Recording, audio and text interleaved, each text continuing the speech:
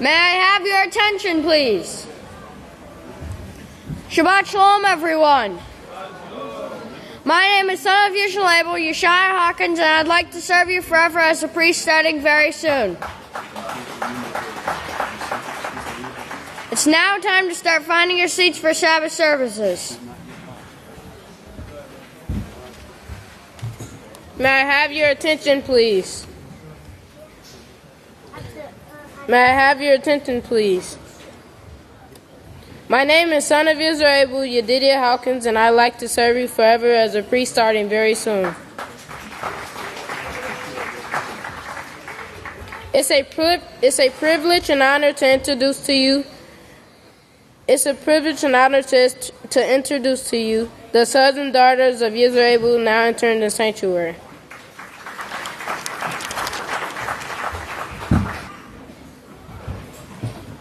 Okay, and for our first speaker, I'd like to introduce you, son of Yisrayl, future priest, Deacon Yeshin Hawkins.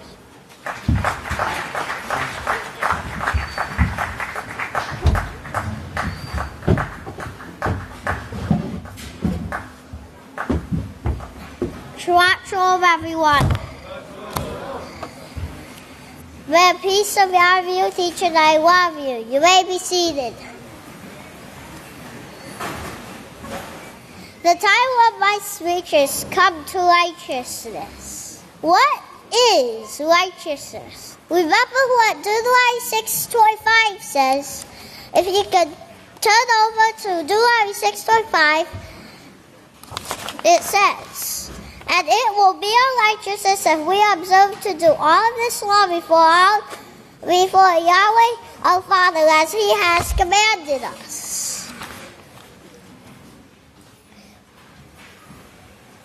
Righteousness is keeping all of Yahweh's laws. Now, who created righteousness? If you could turn over to Isaiah 45, verse 8 on page 559. Drop down, you heavens from above, and let the skies pour down. Let the earth be released. Let salvation spring up. And let the earth be released. Let salvation spring up and let righteousness grow together. I have created it.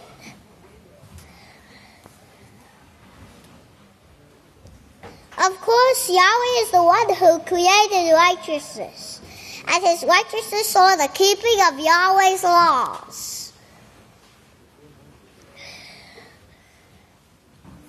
If you can turn over to Isaiah 51, verse 6, on page 563,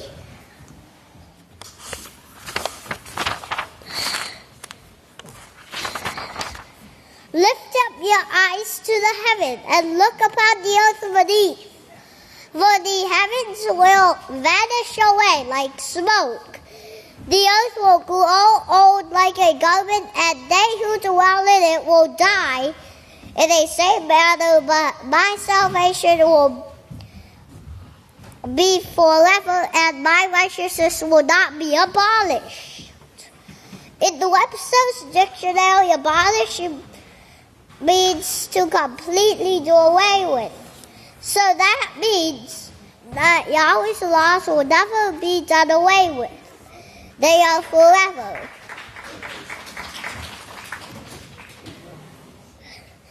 He who does not practice righteousness is not of Yahweh, as it says in 1 Yochanan 3 verse 10 on page 965. And it says, in this the Torah of Yahweh and the Torah of the devil are manifest.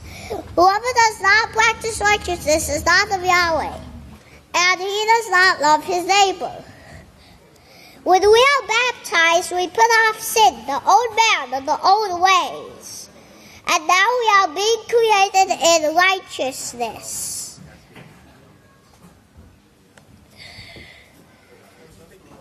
If you can turn over to Ephesians 4, verse 24 on page 918.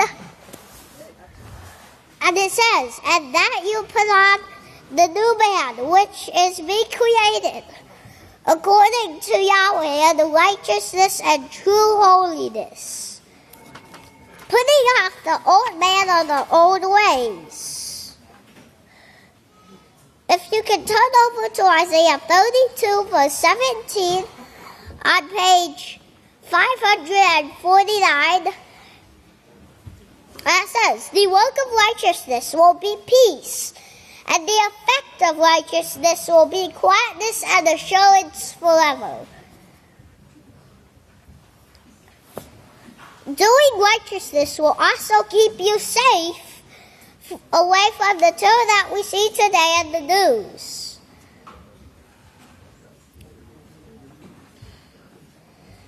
If you can turn over to Isaiah 54, verse 14 on page 565,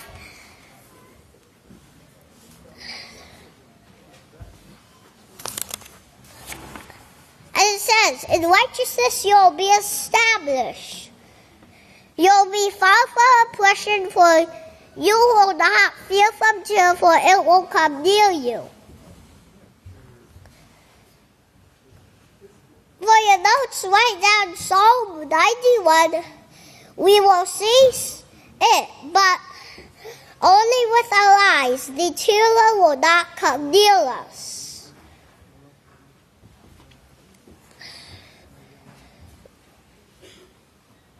What is a blessing that comes from righteousness? Well, if you can turn over to Isaiah 32, verse 17, on page 549,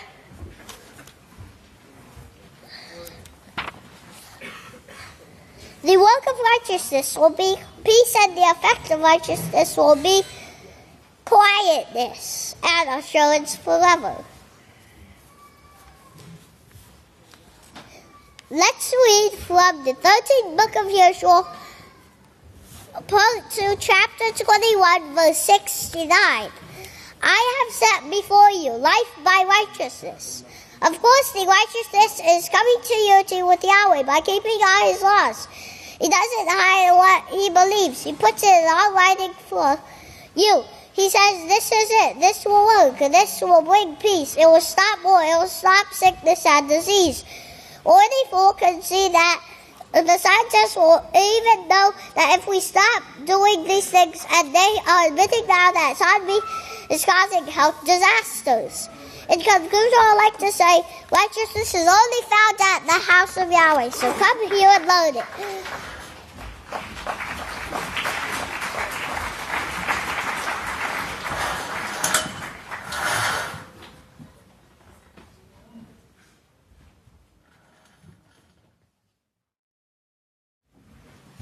And at this time, it's my privilege and honor to present to you our first speaker, son of Yisrayl, Deacon Shalom Hawkins.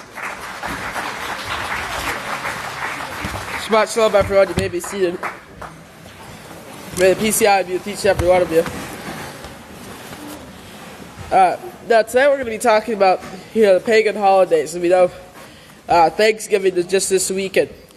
Christmas ain't too long from now, but this is the time, pastors were talked about over and over that we should be on guard for our kinfolks who are going to try to deceive us and try to entice us into participating in this God worship.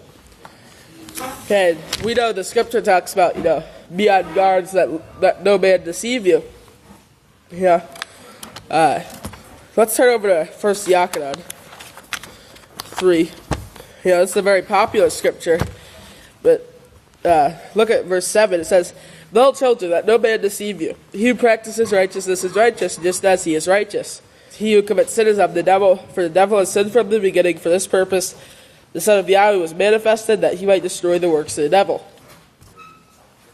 Okay, now he always went into great detail to try to educate us, on what these holidays bring and, the effects of these holidays. Now, like, for example, the Book of Yahweh study guide, goes into great detail about, the Halloween, all these holidays that, the world celebrates. Now,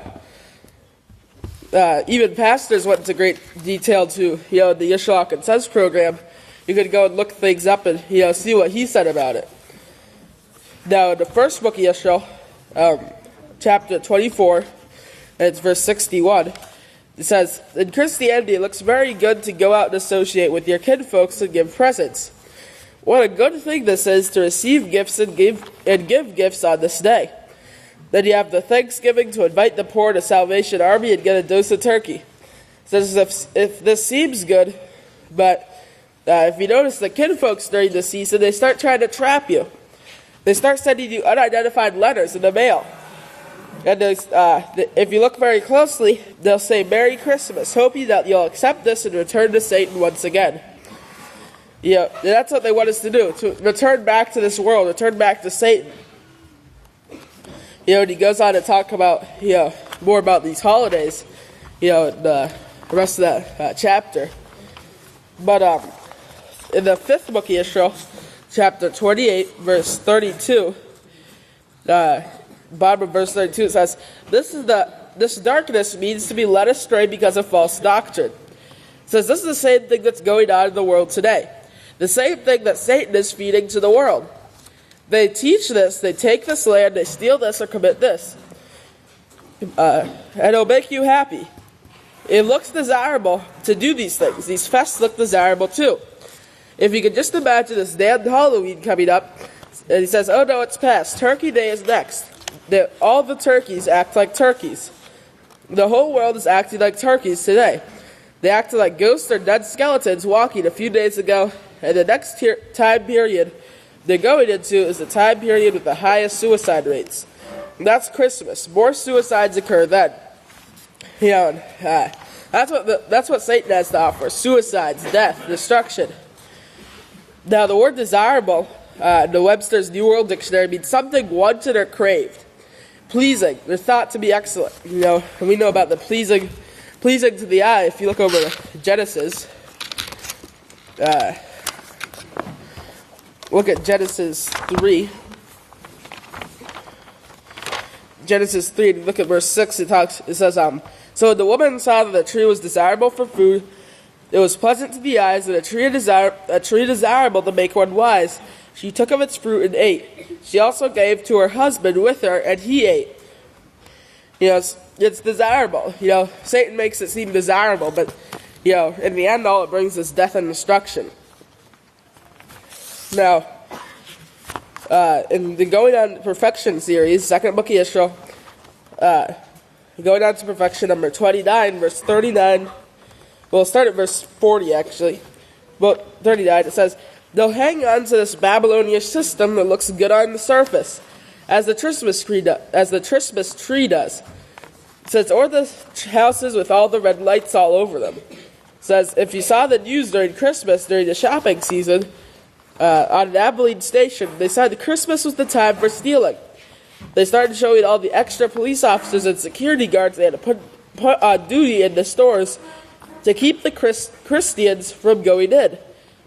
The Christians stealing Christmas presents. The newscaster said if you leave your house and you have a Christmas tree sitting in the window where everyone can see it, be sure to close the shades. So that other people cannot come by and see this.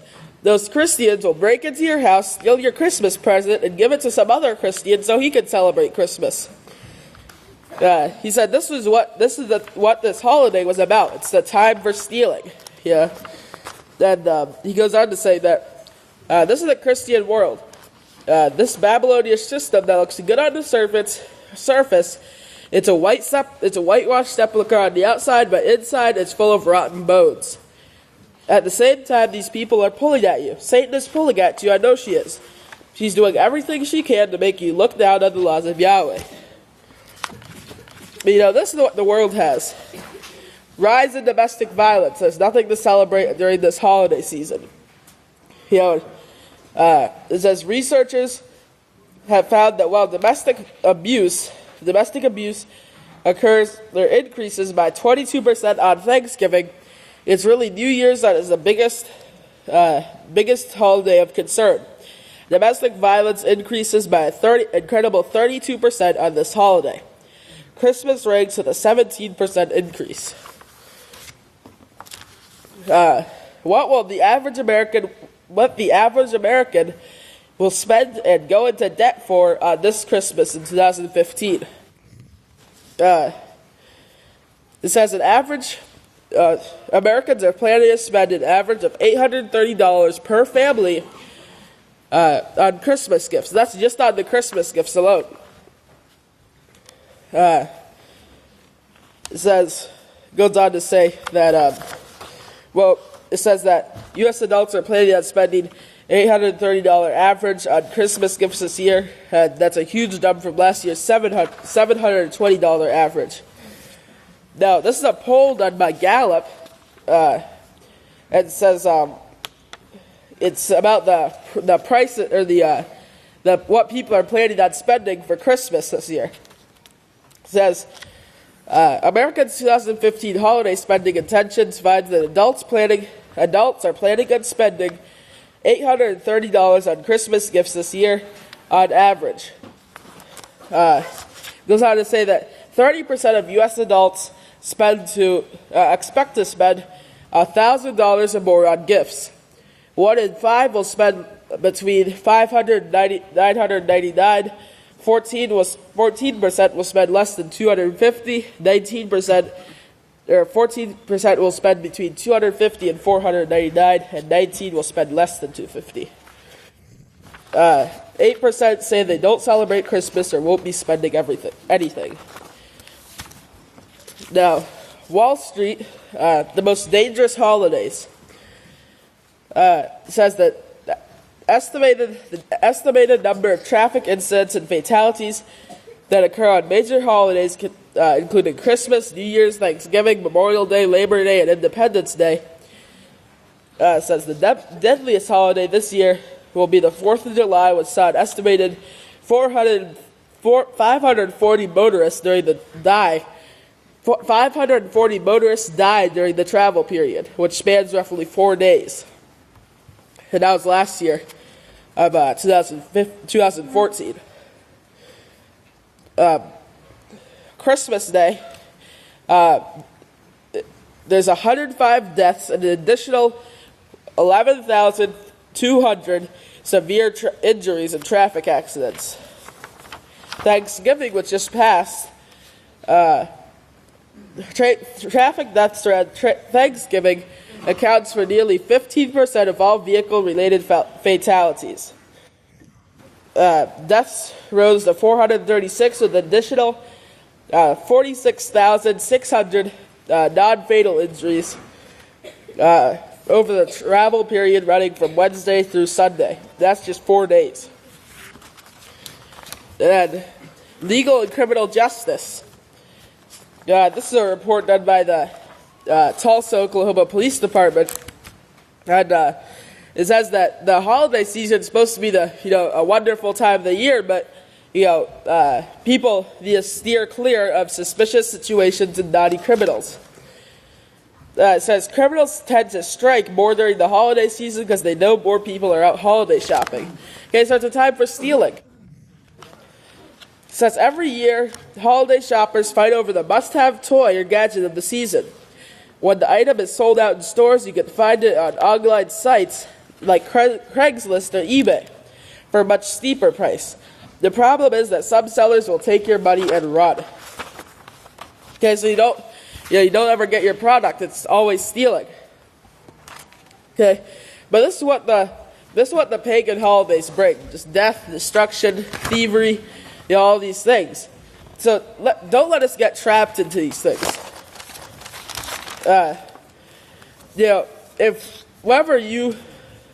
If you have pagan people coming to your house or God worshippers coming to your house during the Christmas season, you're worshiping Christmas. You're participating in this God worship. You're worshiping Baal. Our Heavenly Father's name, Yahweh, was changed for Baal. That's who we're worshiping if we celebrate Christmas. In Jeremiah 23, Yahweh he said, Yirmiyah said that his heart was broken because of all the people are going and whoring after gods. If you look at Yirmiyah 23, verse 9, it says, "My heart is broken within me because of all the prophets. All my bones shake. I am like a drunken man, like a man whose wine is overcome. Because of Yahweh and his holy words, the law of the prophets, for the land is full of adulterers. Those who turn away from following Yahweh to follow after the gods Elohim. Because of this curse, the land mourns, and the pleasant places of the wilderness is dried up. Their conduct is evil, whose might is not right." Evil like the gods. That's what we're following if we participate in these things. But with that, if y'all please stand. Don't be deceived by these things, brethren. With that, I'll turn it over to the next teacher, son of Yisrayl, Abel, Great Khan Benjamin Krause. Shabbat Shalom, great saints of Yahweh. May the peace of Yahweh be with each and every one of you. You may be seated. It's going to be really, really hard to beat that last week's sermon. We're not a competition or anything, but that was a really great, really uplifting sermon that was given last week by all the women in the House of Yahweh. Great job. Okay, so today, we're going to get back on this. Okay? We're going to get back on the mark of the beast. Let's see, let me leave it up here for a second. So everybody can see. There you go. I can see it now. We're going to be talking about the mark of the beast. And y'all remember where we left off on this hexagon on the north pole of Saturn, and how the word hex means 6.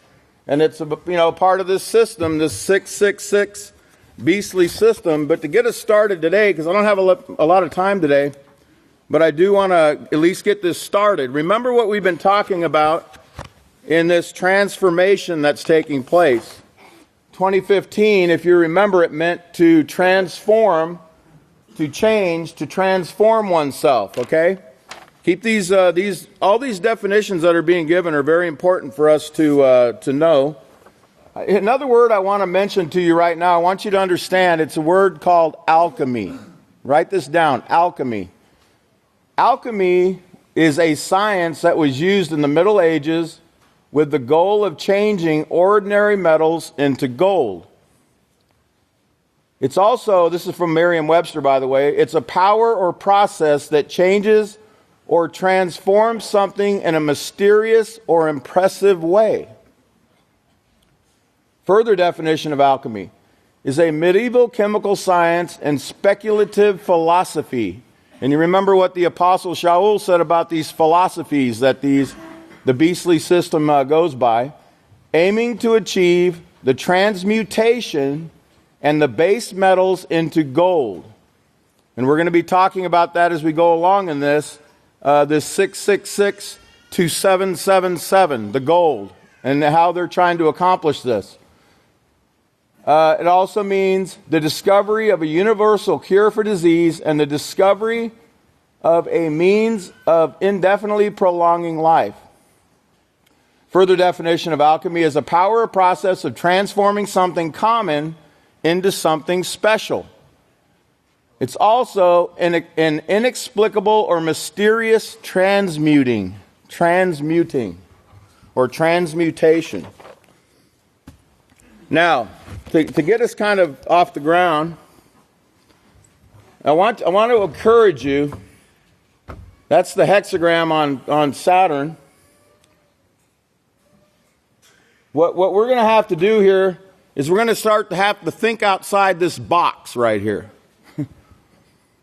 Okay, you ever heard that term, thinking outside the box?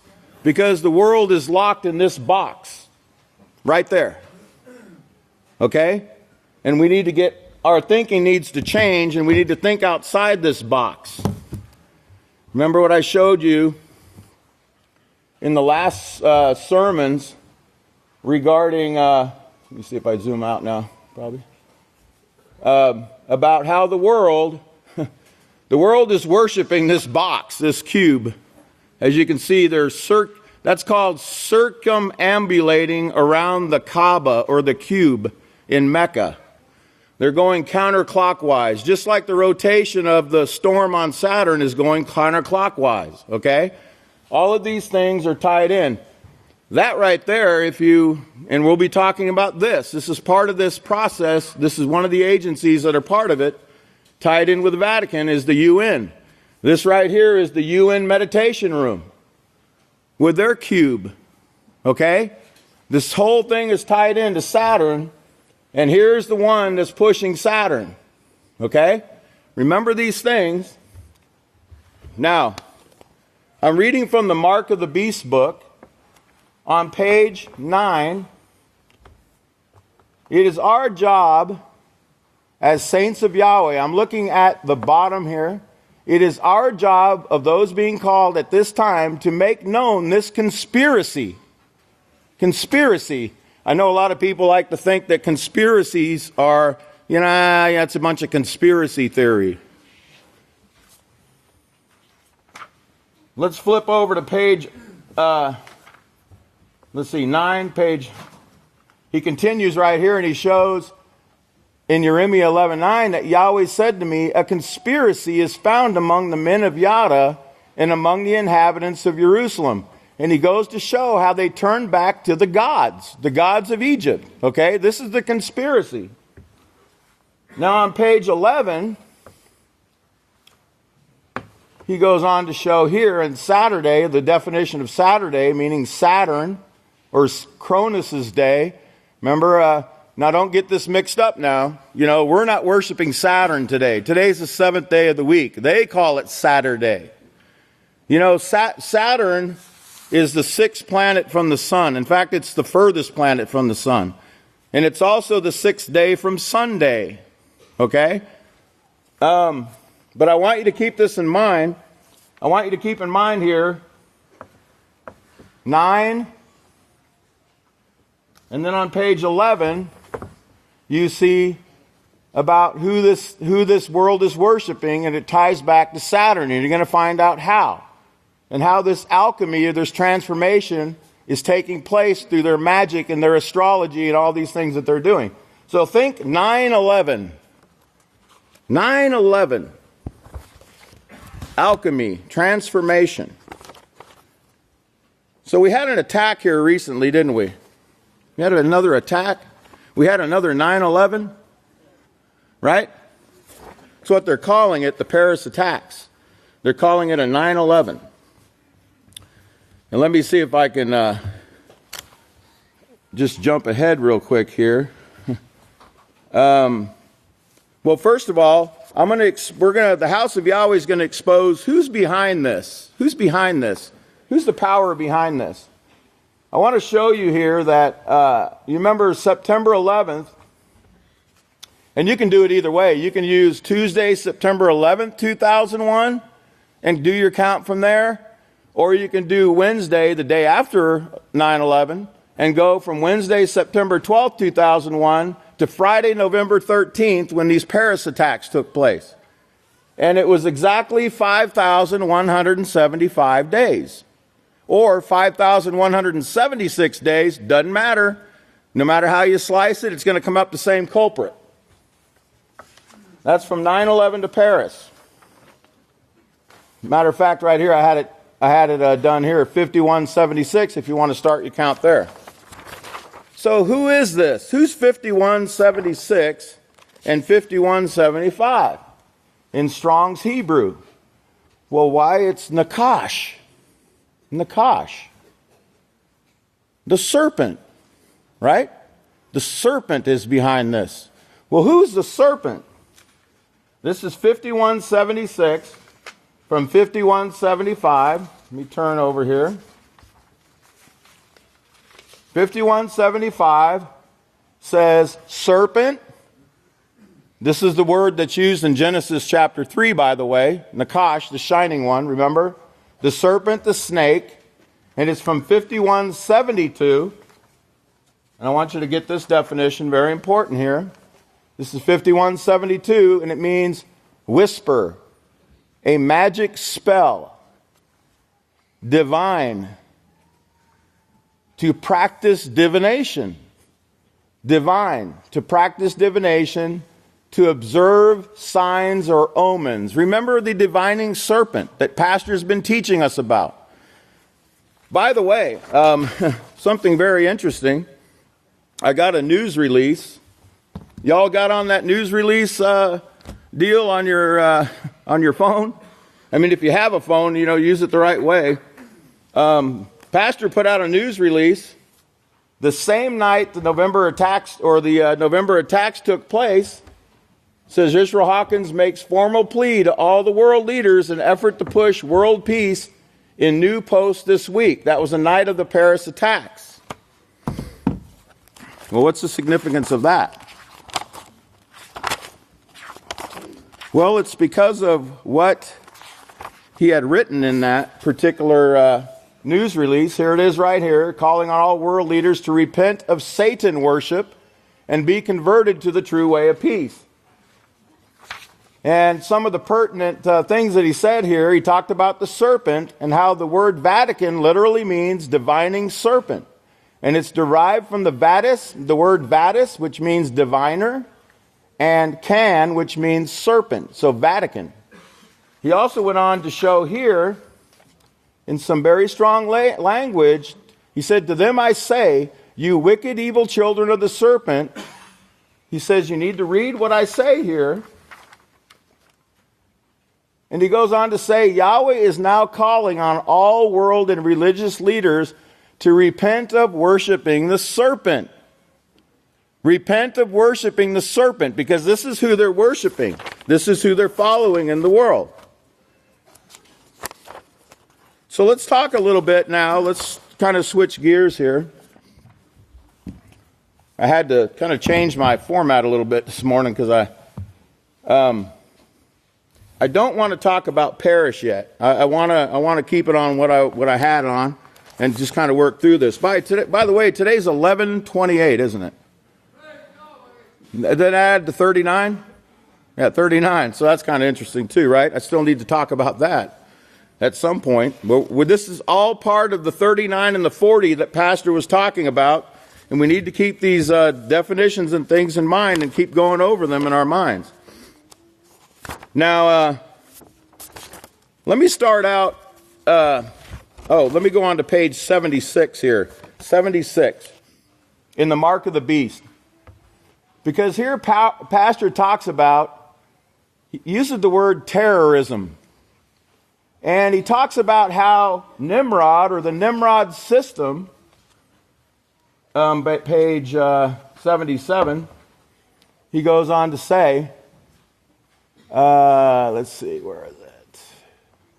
He goes to show how they use fear and terror and brute force to establish this new world order.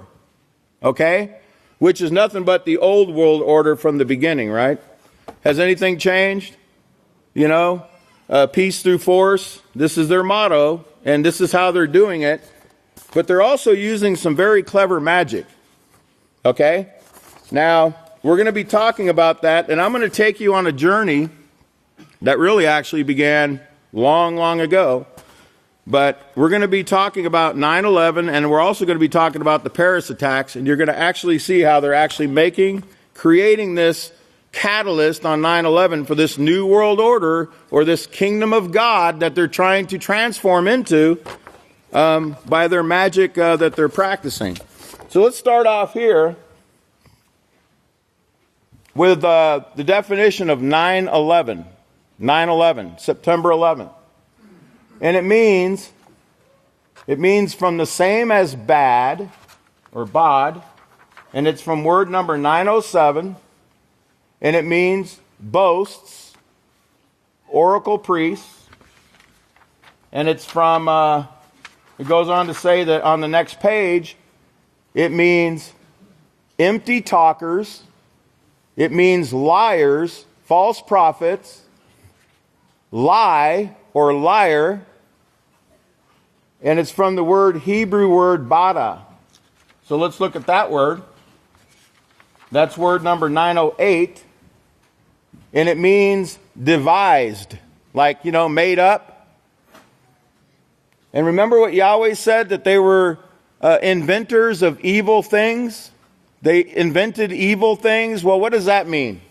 Well, let's turn over right now to Romans chapter 1.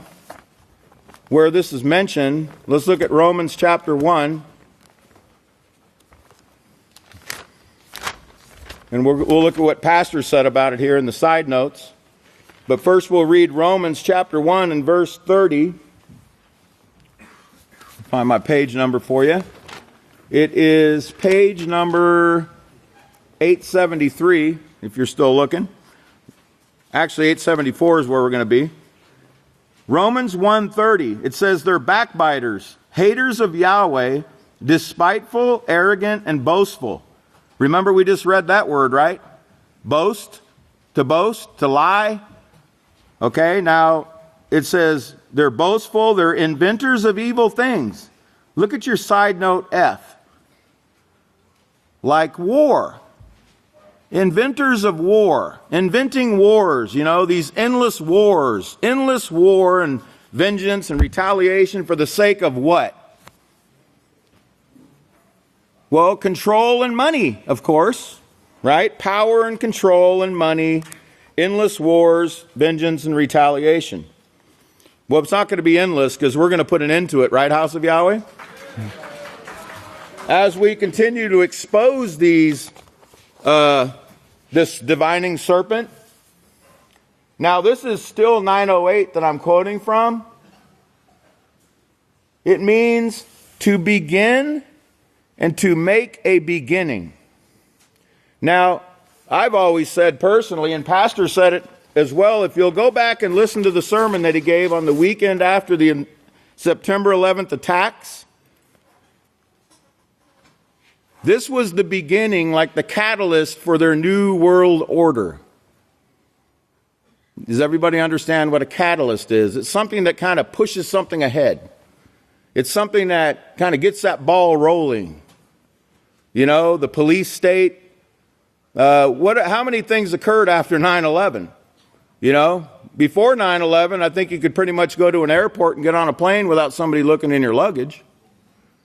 You didn't have an NSA and a Patriot Act and everything else that came with 9/11, where they could snoop in your mail, they could read your warrantless searches, right?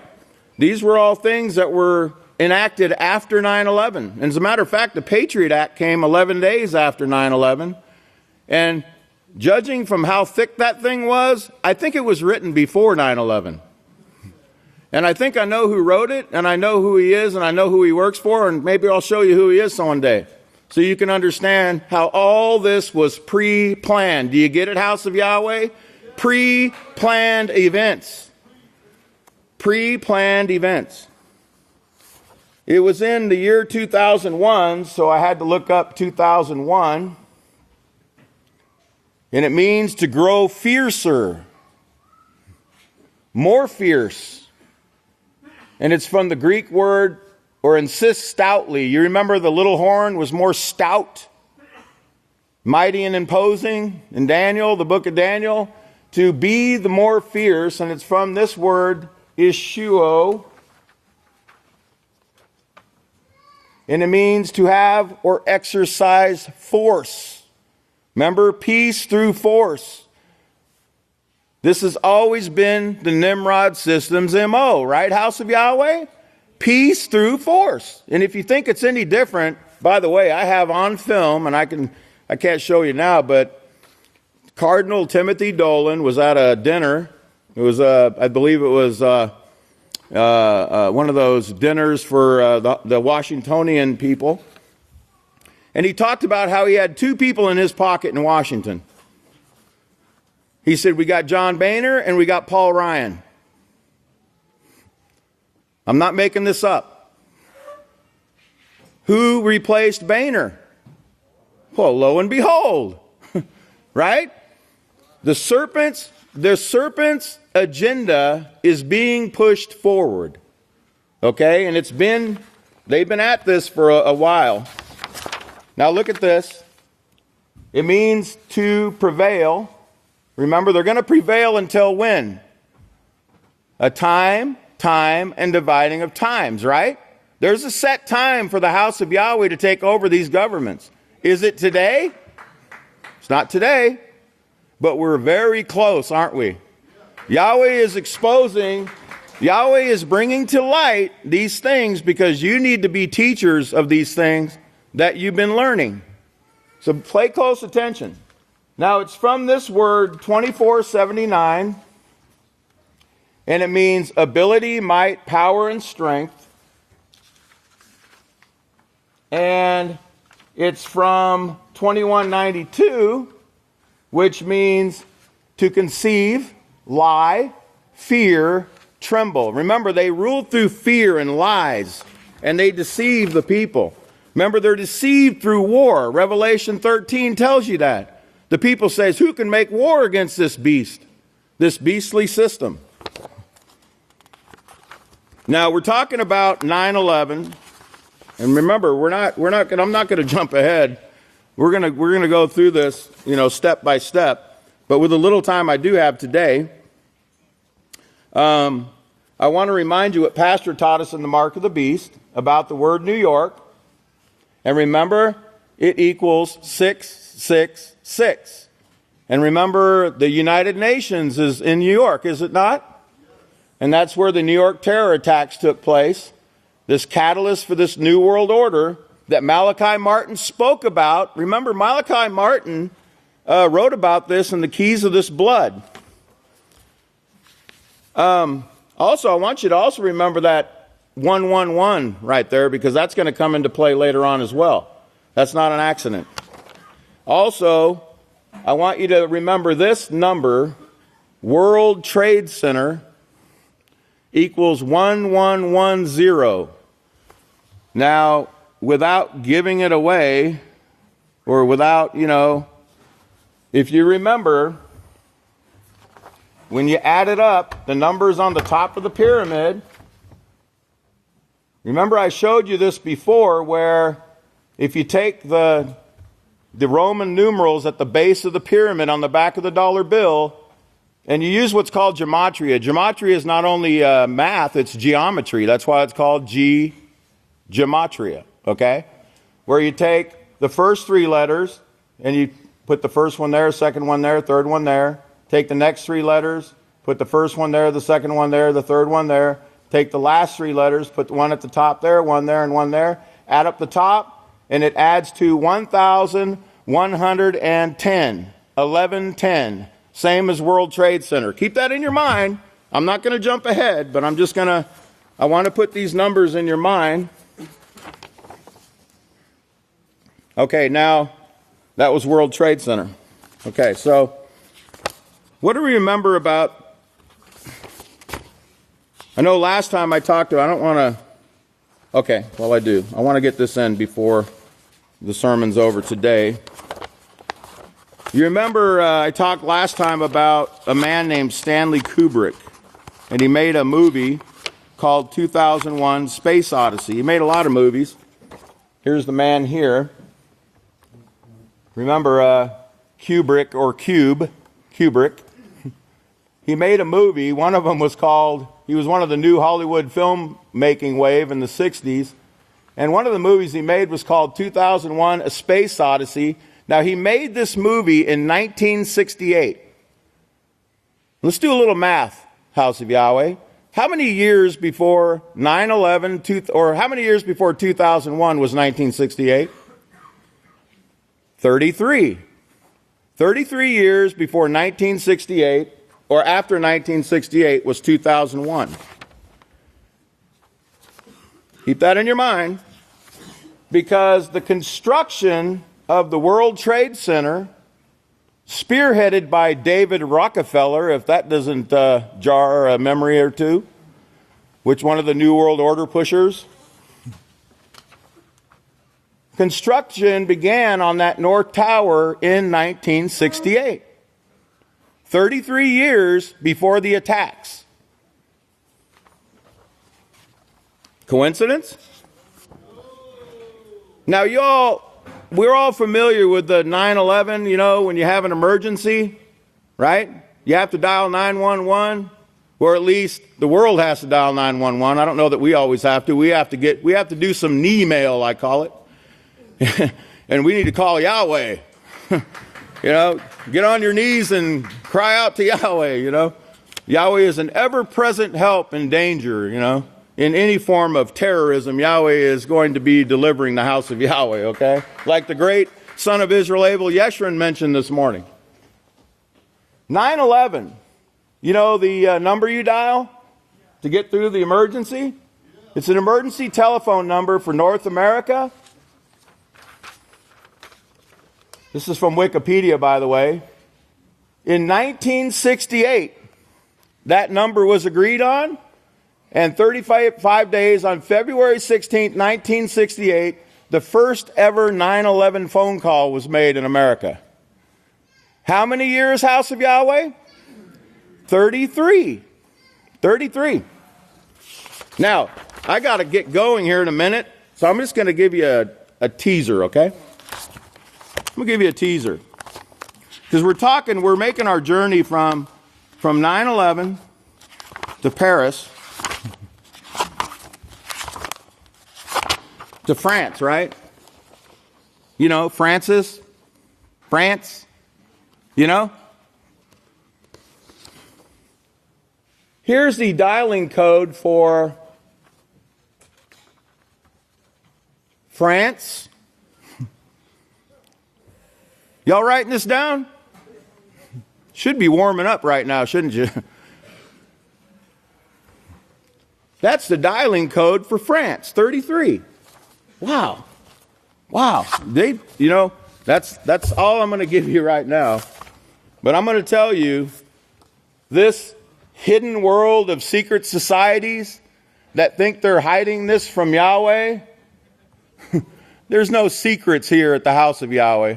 Because they're all going to be exposed for who they are. The divining serpent is going to be totally exposed in these last days. That's all I have time for today. But I want you to remember what's being brought by Yahweh. Keep these things in your mind. Keep rehearsing them. They're all very important. I can't wait till the next time I get to speak. And at this time, may Yahweh bless your understanding. Have a wonderful, warm Sabbath. And I'd like to turn it over now to the great Kohan Ilya Hawkins. Shabbat Shalom, everyone. You may all be seated. Of course, continuing in the news, the world growing worse and worse around us, and obviously, if you're here and you're hearing this, you survived another Black Friday. Give yourself a pat on the back if you did it. Remember, Pastor said his mom went to the store or to shopping 2 times a year. It was not Black Friday, I promise you. I want you to pay close attention. We're going to show you, once again, it's not something that will be odd to you or strange to you, but the brutality that takes place when all of these people get their minds set to get in this spirit of buying things, and they will go in, and the beatdowns and the fights and the lack of respect shown for TVs and video games and towels, of all things, towels, fighting over towels. Now, I want you to think about what Yeshua has said about how there would be famines, disease, epidemics. What do you think they're going to do very shortly over food if they're willing to do this over TVs? I would encourage everyone, do your part, do all you can, even if it's 1 can a month. Do something to prepare. Don't let it go. These things are coming. We were warned. But watch the mentality of what we're seeing in our society today. Also, antibiotic-resistant bacteria coming out of China. Scientists have said they feared this for a long time. It is now developed. It is now coming out. Pastor warned about this for years. He's been sounding the alarm. They're saying the last line of defense has been broken. It has spread to Malaysia, and they are fearful that it's going to spread globally, and they have nothing that they can give to it. It developed, they found it in pigs. It's also in humans because they found it in the meat that humans are consuming. Very deadly. Then also a bug known as the kissing bug. It's actually made news down in the southeastern part of the United States. It craves carbon dioxide, so it will gather around your nose, your mouth, and your eyes whenever you're sleeping, and it will defecate. And if you ingest the feces, it is deadly. It will kill you, but you don't know it's there because it does it while you're sleeping. So watch how these things are developing. Things are growing. And then shows the caution of what we're doing as a society. A young lady finds a worm in her school lunch, these healthy lunch programs that are offered in our schools. She shows it to the cafeteria, and of course the mother gets involved, and they say, oh no, it's just a grain of rice. But I'll let you be the judge to determine what you think it is. It looks like a worm to me. Also, psychologists are saying now, this generation, that we are raising a generation of diluted narcissists. If you don't know what a narcissist is, it's a person who is overly self-involved, and they think a lot of themselves. They're vain, they're selfish, they have no empathy towards someone else, and that's literally classified as a mental disorder. So think about that. Remember, 20% are taking prescription drugs for mental disorders, and they're saying we're raising a lot of them. Also, Colorado had a Planned Parenthood shooting. All the cops rushed to save the lives of the doctors that were murdering the babies. Think of the confusion in that. Here a man walks into a bulletproof glass building and he starts shooting. Cops rush, but where were the cops? Where was society at as these babies were being murdered? Everybody's fearful that the mother who's aborting the child may get shot. And that's confusion. Look at it for what it is, the decision making.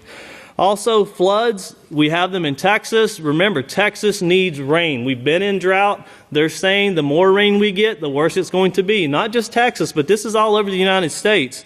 Not only is it flooding and taking lives, it's washing away the topsoil. You have to have topsoil to grow crops. We're going to see the results of this as we plant crops, and it's taking place in East Texas is where they're hitting at it. We need topsoil. It's very important. Remember, the Dust Bowl, it blew away the topsoil. That's why you couldn't grow anything. Very dry, but the topsoil was gone. You needed that. Also in Chicago, they're charging a police officer with murdering a young man. Now, this took place 13 months ago, but they're accusing this police officer of shooting this young man 16 times in 15 seconds. Now, what goes on and all the details behind it, well, we only know what's reported. What we do know is someone got shot and someone died. But of course, we see that taking place every day. Now, keep in mind, if this was a soldier in Syria or Iraq, he would have been a hero. Think about these things and how they're coming across. And then we're going to get into what's taking place with wars globally. David Cameron is urging the UK to do more in the war against ISIS. He says they need to step up. France, of course, President Hollande is saying that these attacks on Paris was an act of war, being a member of NATO. Remember the resolutions and the agreements. If you're a member of NATO, if you offend one, you offend all. All 28 countries will come back and combat you if you do something against NATO. Remember, France immediately went in and started bombing Syria. And remember who's helping Syria. You have Russia, who NATO was invented to combat, to fight against. Keep these things in mind as they're speaking, because Putin, we show, he clearly states who is selling it to a customer. It's very important to remember that, because President Putin makes the comment to the reporter that asked the question, do you think the United States does not know who's buying this oil? Do you think that they don't know what's taking place and they can't influence? Now, that's very important, because remember, Turkey shot down a Russian jet just this last week, but they only shot down this Russian jet after Russia went in and destroyed 500 oil tankers and a whole oil field. They totally annihilated one of the main funding supplies for ISIS, this oil that the United States said really wasn't possible to do. Russia went in and did it, and then one of their jets was shot out of the sky. Well, Putin clearly says that Turkey's buying this oil. He doesn't hide it. He openly states it, and he's saying that there's money being paid. It makes you wonder, does Turkey buy this oil with the petrodollar, or how do they buy it? And then where do they spend it? So obviously somebody is involved. Somebody understands what's going on with this. Then I want you to look very closely at what President Obama says, and we're not saying that this is not a slip-up. We're not saying anything other. This is what he says. Watch carefully. It repeats itself, but he mentions how the United States is arming ISIS forces. But just watch what it says and listen to what President Putin says and let all of those things come together. Then Obama's still saying Assad must go, so is France, so is Germany. All of these NATO countries coming together saying Assad must go. Assad is speaking out. Once again, the president of Syria is speaking out against Turkey, Qatar, and Saudi Arabia, saying that they are funding this ISIS group, and the United States is doing nothing about it. Are you fighting terrorists, or are you wanting to remove Assad from government? Why is this so important? Why is it so important that this takes place? There's two things. Qatar and Saudi Arabia, they want to put an oil line, a pipeline through Syria, through Turkey, into Europe to sell oil for the petrodollar. Russia wants to run an oil line through Turkey into Europe using rubles. A lot of money being involved. Hurt not the oil and hurt not the wine. Don't hurt our way of living. Now, NATO troops, they're saying, could enter Syria soon. They're not saying they are. They're saying they could enter Syria very soon. Listen very closely. One of the news reporters actually says, he's a diplomatic analyst, he says that NATO going in, it makes it feel like the Roman army is coming in and they've got to fight the Roman army. Where did you hear about NATO being the Roman army first? Yisrayl Hawkins brought that out many years ago, showing that this is the armies of the Pope. Now, Putin, once again, reinstating that Turkey's buying its oil from ISIS. They actually show these lines of tankers, literally miles long, delivering oil into Iraq and into Turkey. Turkey tells Russia, now Russia, after they had a jet shot down a fighter jet, they put surface-to-air missiles right on the border. And Russia has said that we will shoot down your jets if you come back into Syrian space. Well, Turkey has told Russia, the president of Turkey, he tells Russia, you're playing with fire. You do not want to play with fire. We see the emotions building. And then we close out with a presidential candidate named Jeb Bush, who should be very popular to everybody in America, being the son and brother of George H.W. Bush and then George W. Bush. Being those two relatives, he actually says we need to declare war. We need to remove Assad and create a no-fly zone in Syria. That's saying we need to remove Russia from flying in Syria. We need to move it all back, and we need to take control. Pay close attention. A lot of wording in here that's going a long way towards what Pastor's been bringing for many years. If we could go ahead and play the news. Pay close attention. What you're about to see is Bible prophecy being fulfilled.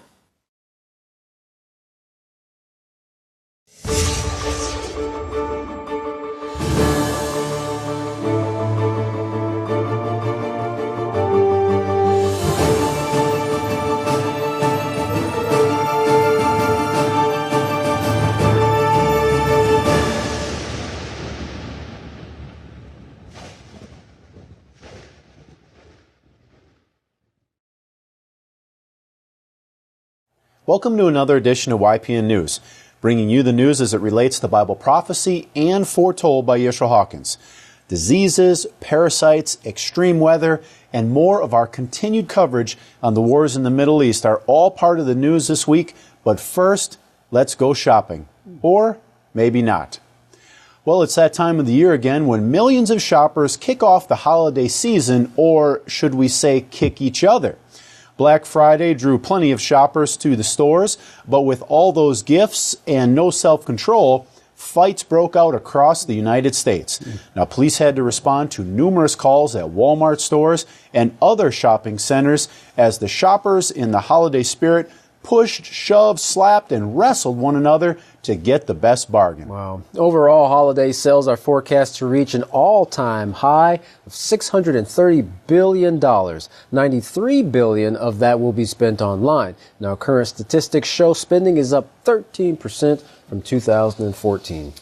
Well, from fighting in the stores to fights in the lab, doctors have been trying to kill certain bacteria for years, but are losing the battle. Now, superbugs, those that can't be treated using 2 or more antibiotic drugs, are becoming resistant to the last line of defense, the last drug.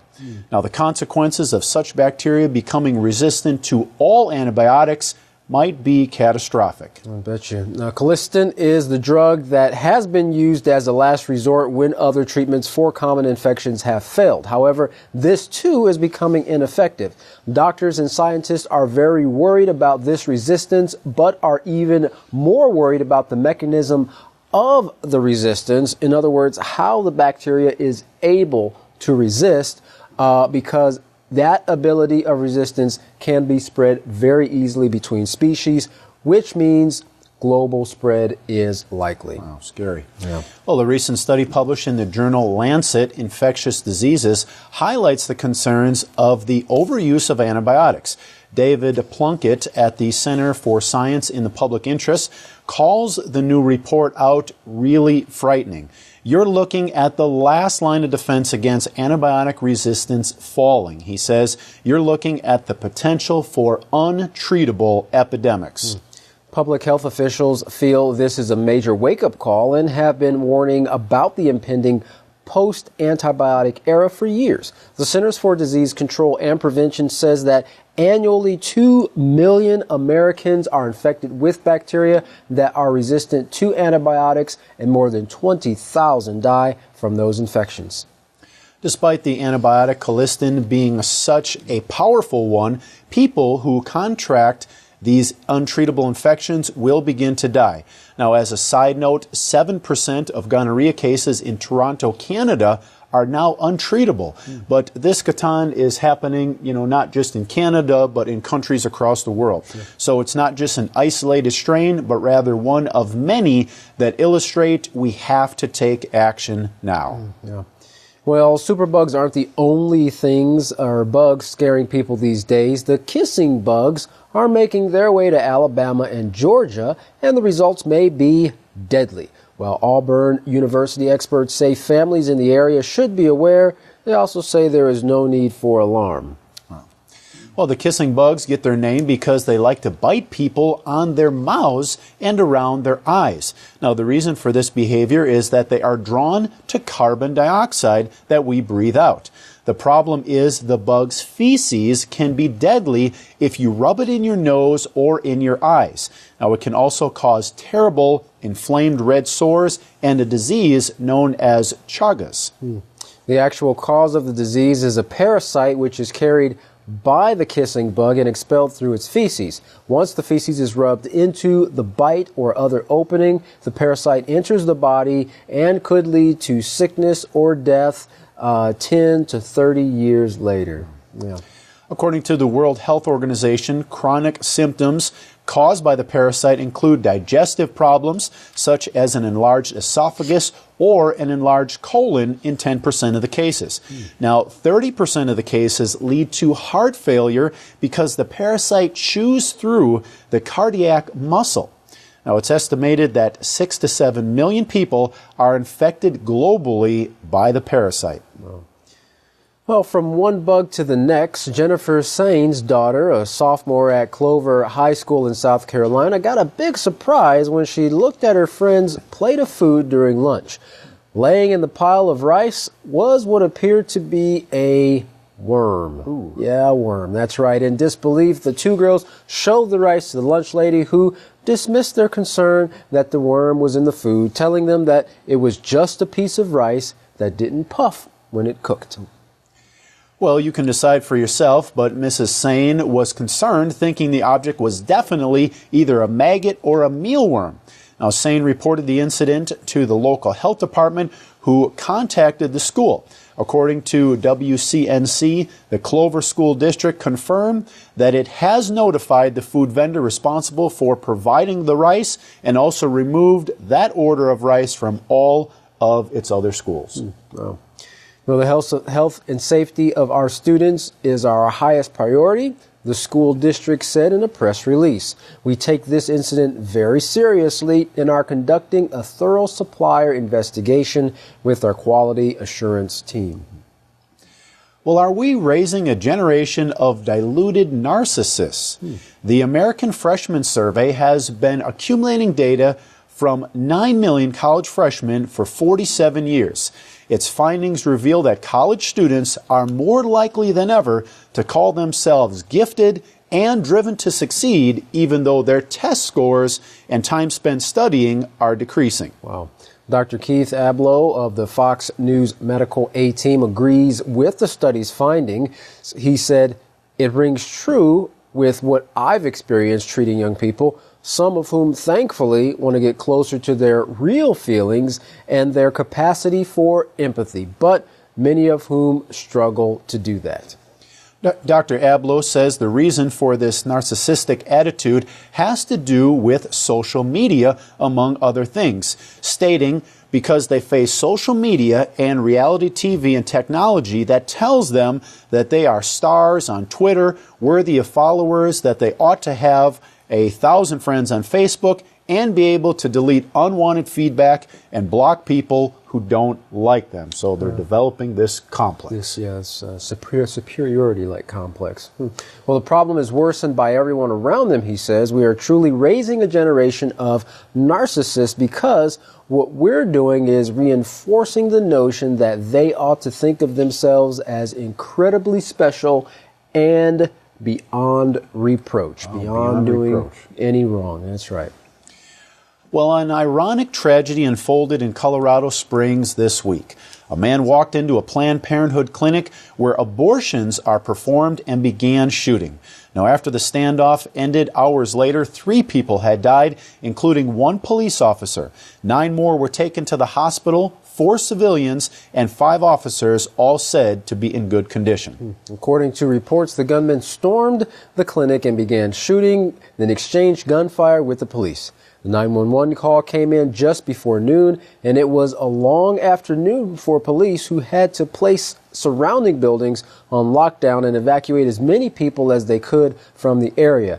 At a nearby shopping center, people were told to shelter in place as the police searched for the suspect, and in the end, the man surrendered himself to the authorities.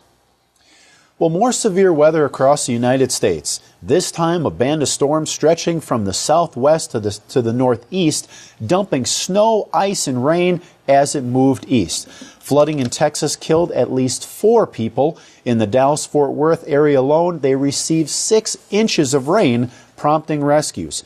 Now, firefighters responded to 911 calls in the suburb of Garland. However, not all were able to make it in time to save the callers.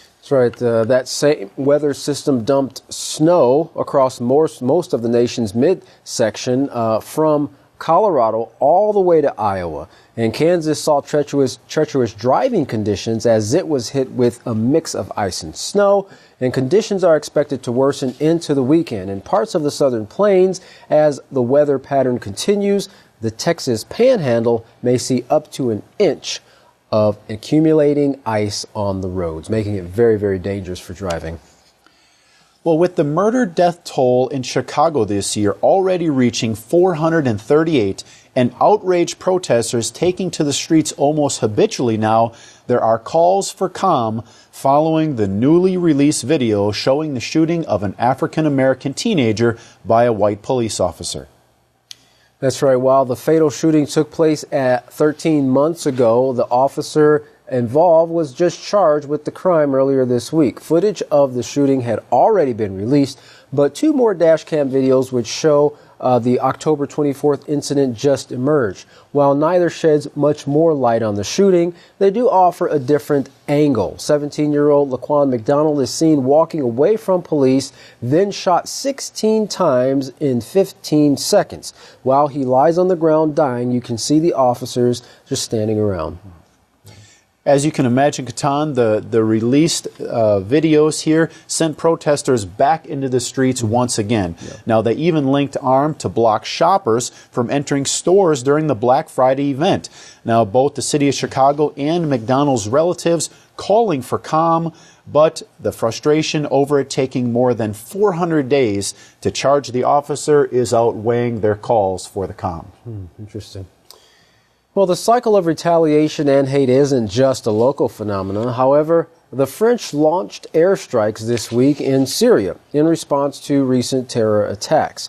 As other heads of state observed and offered commentary, Larry McGee has our coverage on these latest turn of events. Larry, what do you have for us? France carried out air assaults in Raqqa this week, the location which ISIS insurgents identify as the capital of their caliphate.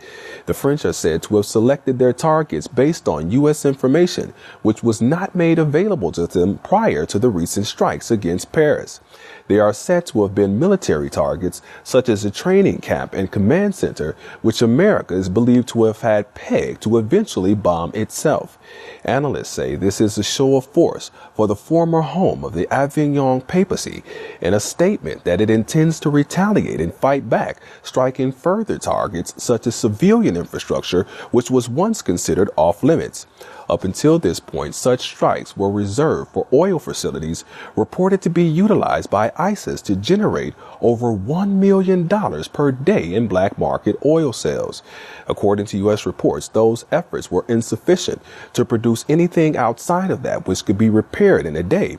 But 2 weeks ago, the U.S. began another bombing campaign, which is purposed to disrupt the insurgent group's oil operations for 6 months to a year. To this extent, U.S. A-10s and AC-130s, gunships that is, demolished over 100 tanker trucks in Syria, and Russia is reportedly poised to ramp up its bombing efforts as well. In communicating the Britain position, Prime Minister David Cameron had this to say. ISIL have attacked Ankara, Beirut, and of course Paris, as well as the likely blowing up of a Russian plane with 224 people on board. They've already taken the lives of British hostages and inspired the worst terrorist attack against British people since 7/7 on the beaches of Tunisia. And crucially, they have repeatedly tried to attack us right here in Britain. So I'm in no doubt that it is in our national interest for action to be taken to stop them. And stopping them means taking action in Syria because it is Raqqa that is their headquarters. In echoing the same sentiment of urgency and fear, the French head, Francois Hollande, says the French are in a state of war against terrorism. The French president says the war is against ISIS militants. It has an army, financial resources, and oil. It has territory and accomplices in Europe and in France with young radicalized people it wants to kill and has killed here.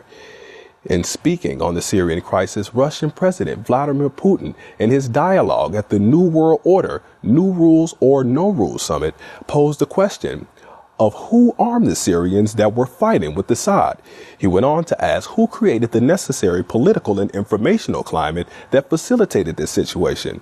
Who pushed for the delivery of arms to the area?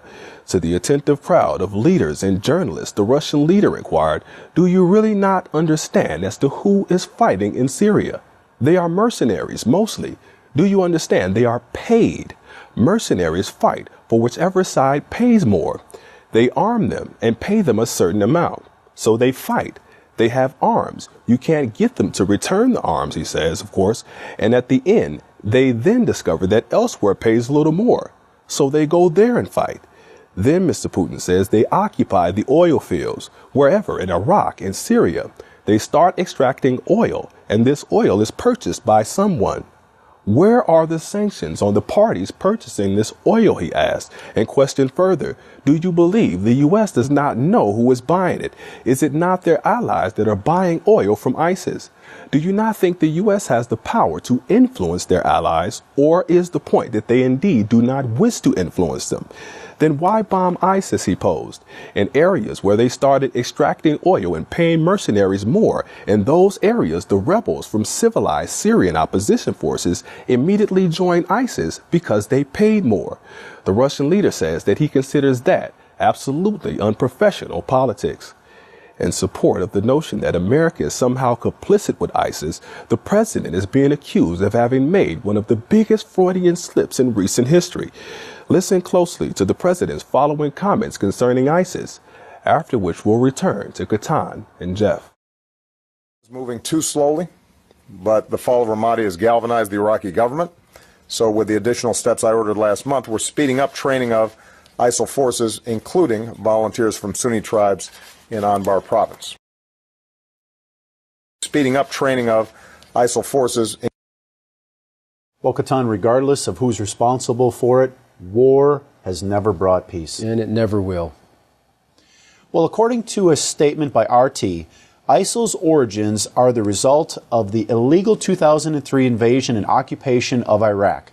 Now, at the same time, Russia has been invited by Damascus to fight and destroy terrorism in Syria. Terrorists who have a death cult ideology, who view that the end of the world will come fighting the armies of Rome, that being Western countries, fighting them in northern Syria. Interesting, armies of Rome. According to a report from Press TV, President Obama is turning up the anti-Syria rhetoric, saying that the crisis in Syria will not be resolved as long as the Syrian President Bashar al-Assad is still in office. President Assad, on the other hand, is saying that terrorists have managed to capture a number of regions in Syria because they're being supported by certain foreign countries. That's right. In an interview with China's Phoenix TV, President Assad said that all kind of support to the ISIL forces passed through the region of Turkey with the coordination of Saudi Arabia, and that such assistance is being overlooked by the U.S. and other countries. He also slammed the U.S. coalition for its failure to contain the terrorists and added that the U.S.-led campaign in Syria has yielded no results other than helping the terrorists to gain more ground and recruit more members from around the world. Yet he hailed Russia's military involvement, saying that since the Russian campaign, terrorists have begun to retreat and flee in thousands. Interesting. Regarding that Russian campaign, they have recently stepped up their airstrikes in Syria against ISIL by striking at the transport of oil tankers. That is the main support of financial income for ISIL. The Russian General Staff has said that they struck 500 oil tanker trucks transporting oil from Syria to refineries in Iraq, and this move has slowed their capabilities to export illegal oil. The ISIL militants were generating revenue from the oil contraband and was the single biggest source of money for the group. Now, at the recent G20 summit, President Putin said that ISIL is receiving funding from 40 different countries who buy oil from militants, including G20 members. Ooh, wow. President Putin also revealed satellite images showing tanker trucks transporting oil stretching dozens of kilometers, which Moscow has dubbed the Islamic State's pipeline on wheels. Well, shortly after those comments from Putin, the U.S. struck a convoy of 116 ISIL trucks in Syria, which some say that they, being the U.S., appear to have done, being shamed into doing so with Russia's attacks.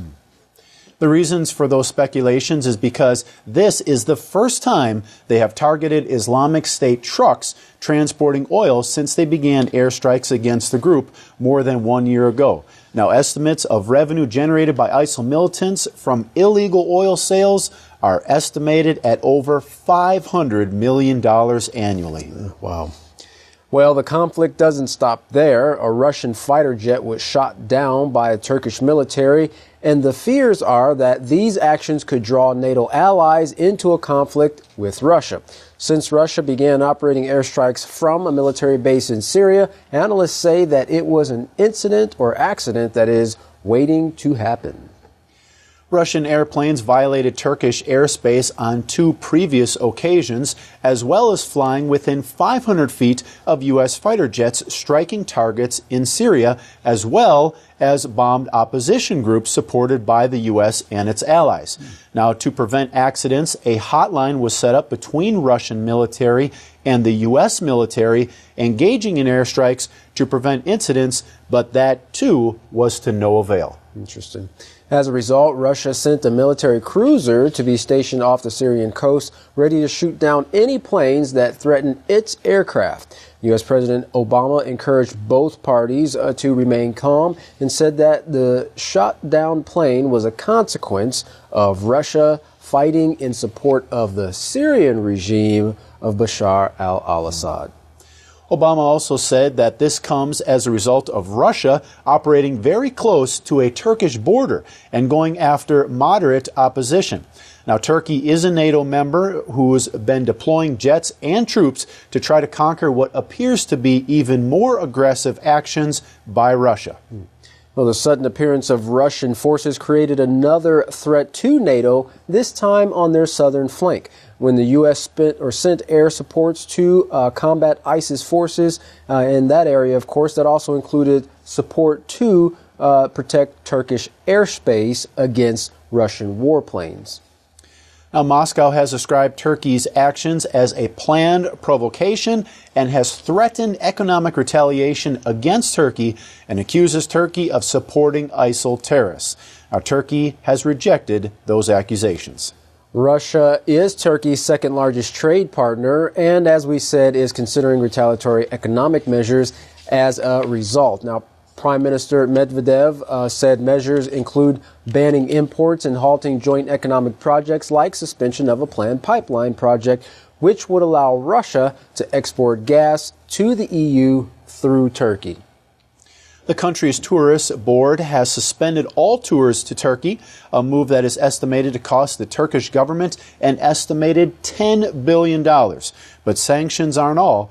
There's also been a war of words between the two leaders. Now, Russian president said that ISIL forces are transporting oil into Turkey every day. That's right. Putin said the amount of oil that is transported into Turkey is on an industrial scale and comes from terrorist-held areas rather than other places. Our jets have witnessed this from the sky, and these fuel tankers have been entering Turkey day and night. The UN Security Council has a special resolution that bans oil purchases from terrorist groups because it is said that those barrels are not only filled with oil, but blood of the residents from countries like us, Putin concluded. He also added that terrorists would spend the money to buy weapons and ammunition that will cause more bloodshed, and if the Turkish government is not informed of the issue, there could be corruption and collaboration involved. Now, Turkish President Erdogan lashed out at those accusations and accusing his country of buying oil from terrorist ISIL. Yeah. He said that the suppliers of oil and natural gas to Turkey are apparent. Our biggest supplier is Russia.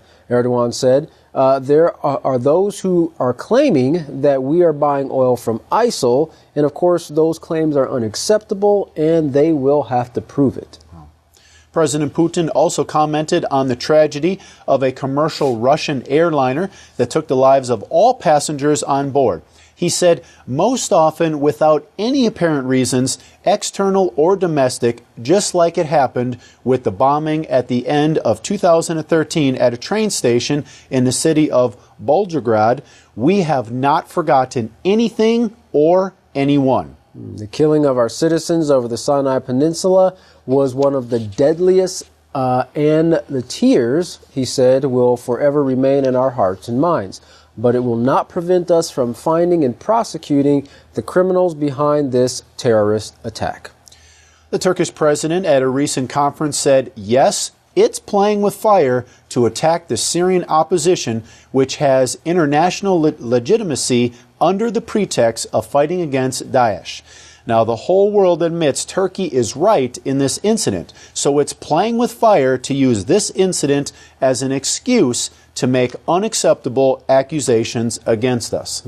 And go as far as he continued mistreating our citizens who have gone to Russia to participate in a trade fair, irresponsibly striking trucks which are in the region for commercial activities or humanitarian aid is playing with fire. We sincerely recommend Russia not play with fire. Wow, sounds like fighting words. They sure do. Well, we finalize this broadcast with an interview between Meet the Press and Governor Jeb Bush regarding war against ISIS and the France attacks. Now, Governor Bush was asked, how do you defeat an ideology? He responded, you take it to them. In Syria and Iraq, you destroy ISIS and build a coalition to replace this radical Islamic terrorist threat to our country and to Europe and replace it. He continued, as long as ISIS exists, it gains energy and more recruits around the world. He also said regarding the U.S. focusing on getting rid of Assad, and if the U.S. should forget that goal and just, of course, focus on ISIS, the governor responded by saying, I think we need to focus on both and build up the Free Syrian Army. This is viewed as a law enforcement exercise by the Obama administration, and we should declare war, wanting to go all out with this. As well as harness all the power he continued, that the U.S. can bring to bear both diplomatic and militarily, of course, to be able to take out ISIS. This is a threat to Western civilization, and we should consider it that way. This threat can be contained, but more importantly, it will never die unless it's destroyed. He also concluded by saying that we do have a responsibility to help with refugees after proper screening, and I think our focus ought to be on, he said, the Christians, not everyone, but just the Christians who have no place in Syria anymore. Well, if today's broadcast has you thinking this world is a crazy, mixed-up mess, well, you'd be right. But where does one go to escape the hatred, confusion, the war, sickness, and death that's surrounding the entire world? Well, there's only one place, and that's the house of Yahweh. Only at the house of Yahweh can you find safety, peace of mind, the way to health and joy, and of course, true love. Yisrayl Hawkins has been teaching the way of Yahweh in this wilderness for over 50 years, and the inspired words that he teaches has never failed those who've put their trust in them by putting them to practice in their lives. You don't have to be a victim of a society of hatred. You can start now on the road to true peace. The journey of 1,000 miles begins with the first step. Now's your opportunity to take that step before it's too late by contacting the House of Yahweh. And when you do, don't forget to request your free copies of the monthly newsletter and the Prophetic Word magazine. Here's how you can take that first step. To contact the House of Yahweh, you can write them at The House of Yahweh, P.O. Box 2498, Abilene, Texas 79604. You can call them at 1-800-613-9494. Visit them on any of their websites, www.yahweh.com, www.yisraelhawkins.com, or www.yahwehsbranch.com. You can also check out our new website, www.ypnnews.com, and to email the House of Yahweh, send your emails to info@yahweh.com. And for any calls outside the United States, please call the number on your screen. And again, don't forget www.yisraelsays.com for the best study tool on the market today. Now, don't go anywhere. Up next, the inspired words of Yahweh as brought forth by Yisrayl Hawkins. For all of us here at YPN News, I'm Katan Alexander. And I'm Jeffrey Heimerman. Thank you for watching.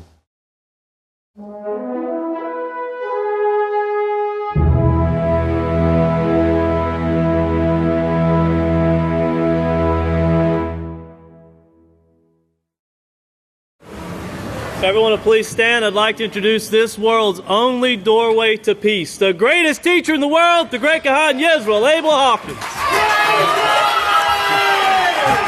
Shalom, everyone. Well, we got a big crowd here for a rainy, freezy day. Praise Yahweh. You may be seated. You may be seated. May the peace of Yahweh be with each and every one of you. If you have noticed in the news, I don't know if you understand it. Those who don't, maybe you will before this sermon is over. Hopefully, the news is playing right in. You know, it's just backing up Bible prophecy. Book of Yahweh prophecy, and they're listening to us. Now, listen to me, what I say closely, okay? If you can see that. Uh-oh. There it goes. Okay, now, that is one, Netanyahu. And of course, this was an open letter to Netanyahu. And then this one right here comes out next. And I think that's one that's on Times Square today. Maybe it was last week. But anyway, this talking about time for the temple to be rebuilt. And I hope you all read that article. If you didn't, you really need to get it and read it. that letter, and then, of course, the temple brochure. To understand the prophecies on that, you need to read it. But right after this is when Netanyahu said, I'll find the article later maybe, but Netanyahu come out and said there is no rebuilding the temple is not possible at this time, and this was right after this article. So it shows that he got this letter and read it. If there's anyone in my office, I think I left that letter on my desk. But he says it's the problems are insolvable. He said.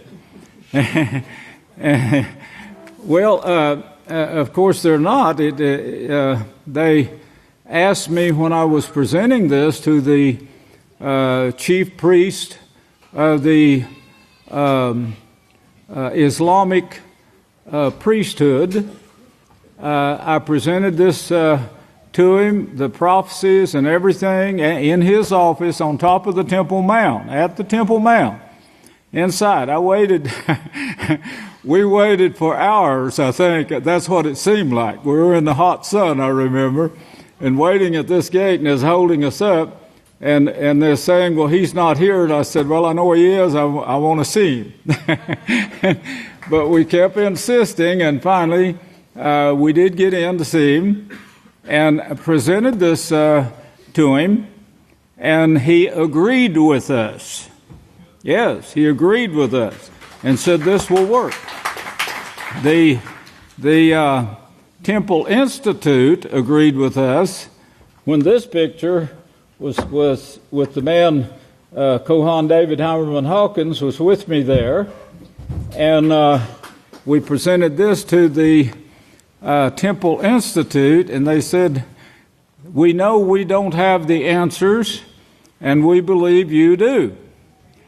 And of course, they agreed with us. We even hugged. I got a picture of hugging the man. But I don't know. There's several people that's against this. Maybe they love war. I don't know. Here it is. Thank you. I appreciate it. Netanyahu, Jerusalem, and Temple Mount problem is insolvable.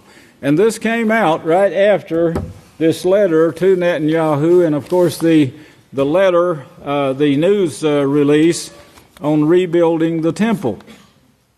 What we're seeing today in the world news, and what I'm trying to keep you up on, we're all trying to keep you up on this, is of course the prophecies and the building and bringing forth of Yahweh's house as individual people. And of course, there are great problems in any of this. If you read about the problems that Caesar has, and then think about our problems, there are very few compared to what he had. But then we have the peaceful solution. And if the people would study this and teach it daily, earnestly, to their children, that's the secret. Deuteronomy 6:25. Teach it diligently to your children, day after day after day. I keep rehearsing my past when my dad and mother would insist of an evening on us sitting around the table in the living room in the wintertime by the heater. I remember that. That was the most pleasant days, with a heater, warm fire going in the house, and we'd sit there with a kerosene light, and we would study the scriptures. And of course, it's not as urgent as we're pushing it now. We have services here all day long on the Sabbath. The people don't even want to leave. I don't want you to leave. Praise Yahweh.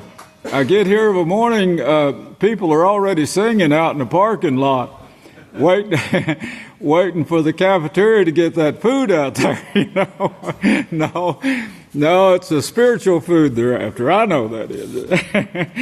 And but But I look forward to this evening. The whole family did. And I learned a great deal at that time, and it was set in my mind as a child. I didn't learn it all. I made a bunch of mistakes because of the things that I didn't learn. And, of course, that's what the world is doing right now, and all of you have, and all of you are suffering for it right now. You may have worms in your head. You may have them anywhere in your body. Some of the herbalist was telling us the other day that everyone has gut leak. And, of course, if you've ever eaten pork, there's a chance that you got trichina, which bored through your stomach walls, and those never heal. It's like punching a tiny hole in a balloon or a tar. It won't heal itself. It keeps leaking until something is put in there to heal that hole. And he says once you can get that done, then your body's defense system can go to work for you instead of fighting this stuff that's leaked through your gut and in your muscles and cells, and your body is trying to wash it out with salt water, and the doctor says don't eat salt. Now this is the kind of stupidity that's being taught, and of course that cuts down on your body's defense system of cleansing itself. Well, anyway, the world is so screwed up they don't have an answer. And like Netanyahu, he just doesn't see any way of solving this except, he said in this article, he said Israel would have to have complete sovereignty before they could straighten out these problems. Well, the problem here now is the same that was with the Catholic Church. The Catholic Church says we have the answers. We'll kill all of our enemies. At that same time, they were fighting within the Catholic Church. So their problems weren't solved. The only laws that, as Yahweh says, can two walk together without being in agreement, the only laws that you can agree on. You can't agree with man's laws because they contradict each other. By the time you're 17, I told you, everyone, by the time they're 17 years old, they are a criminal, and if known, they could be thrown in federal prison. Now that's statistics right now. So their laws stink. They're like filthy rags, Yahweh says. Your righteousnesses are as filthy rags, talking about their laws. And of course, they want something else done. They pass a law. They passed a law that you couldn't read the Holy Scriptures to get the correct answers. Otherwise, Netanyahu would have them. Then they took the Holy Scriptures away from the world and hid them for over 1,500 years. Who did this? The one that's trying to solve the problems today and creating the problems. Well, Yahweh is showing you, He's also proving to heaven and earth that He's going to have a kingdom that will straighten out these problems. And He says, no wicked, no evil is going to be a part of that kingdom, and He's proven it. He's proven it to mankind. Yes, and He says now, get this, Yahweh is not going to kill those.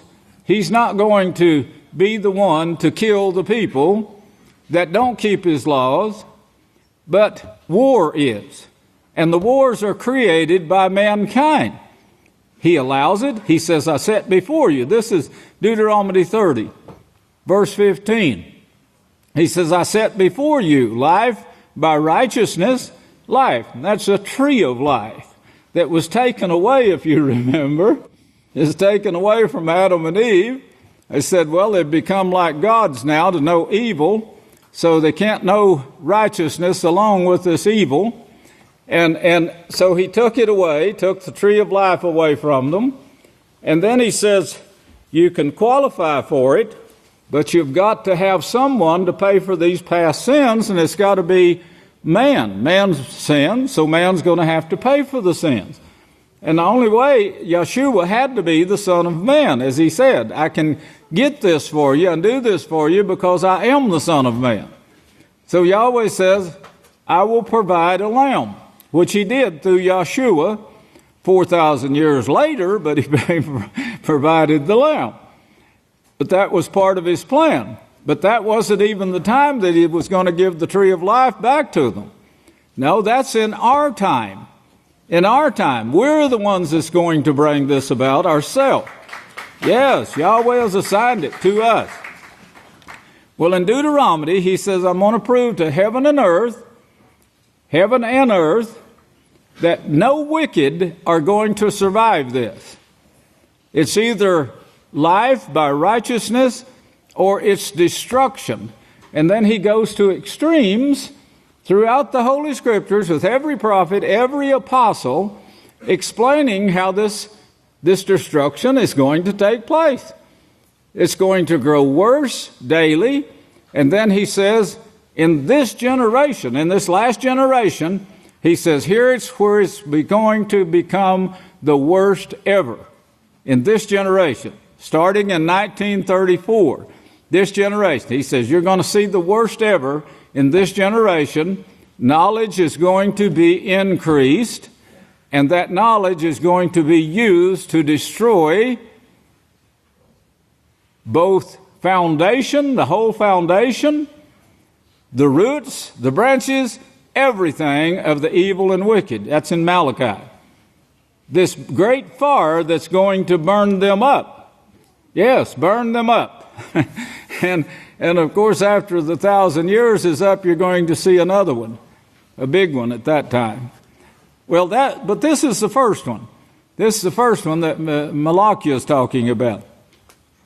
Life by righteousness, Deuteronomy 30 and verse 15.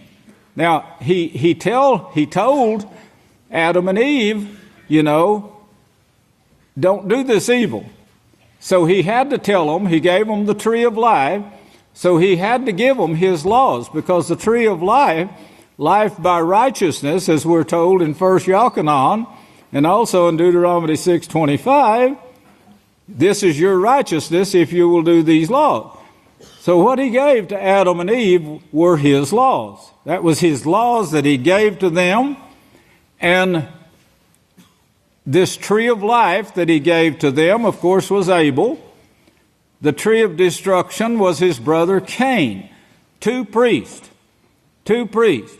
Cain is what brought forth the Coptic Catholic religion in Egypt. That was that religion. It still exists. The Coptic Catholics, that's what the 12 tribes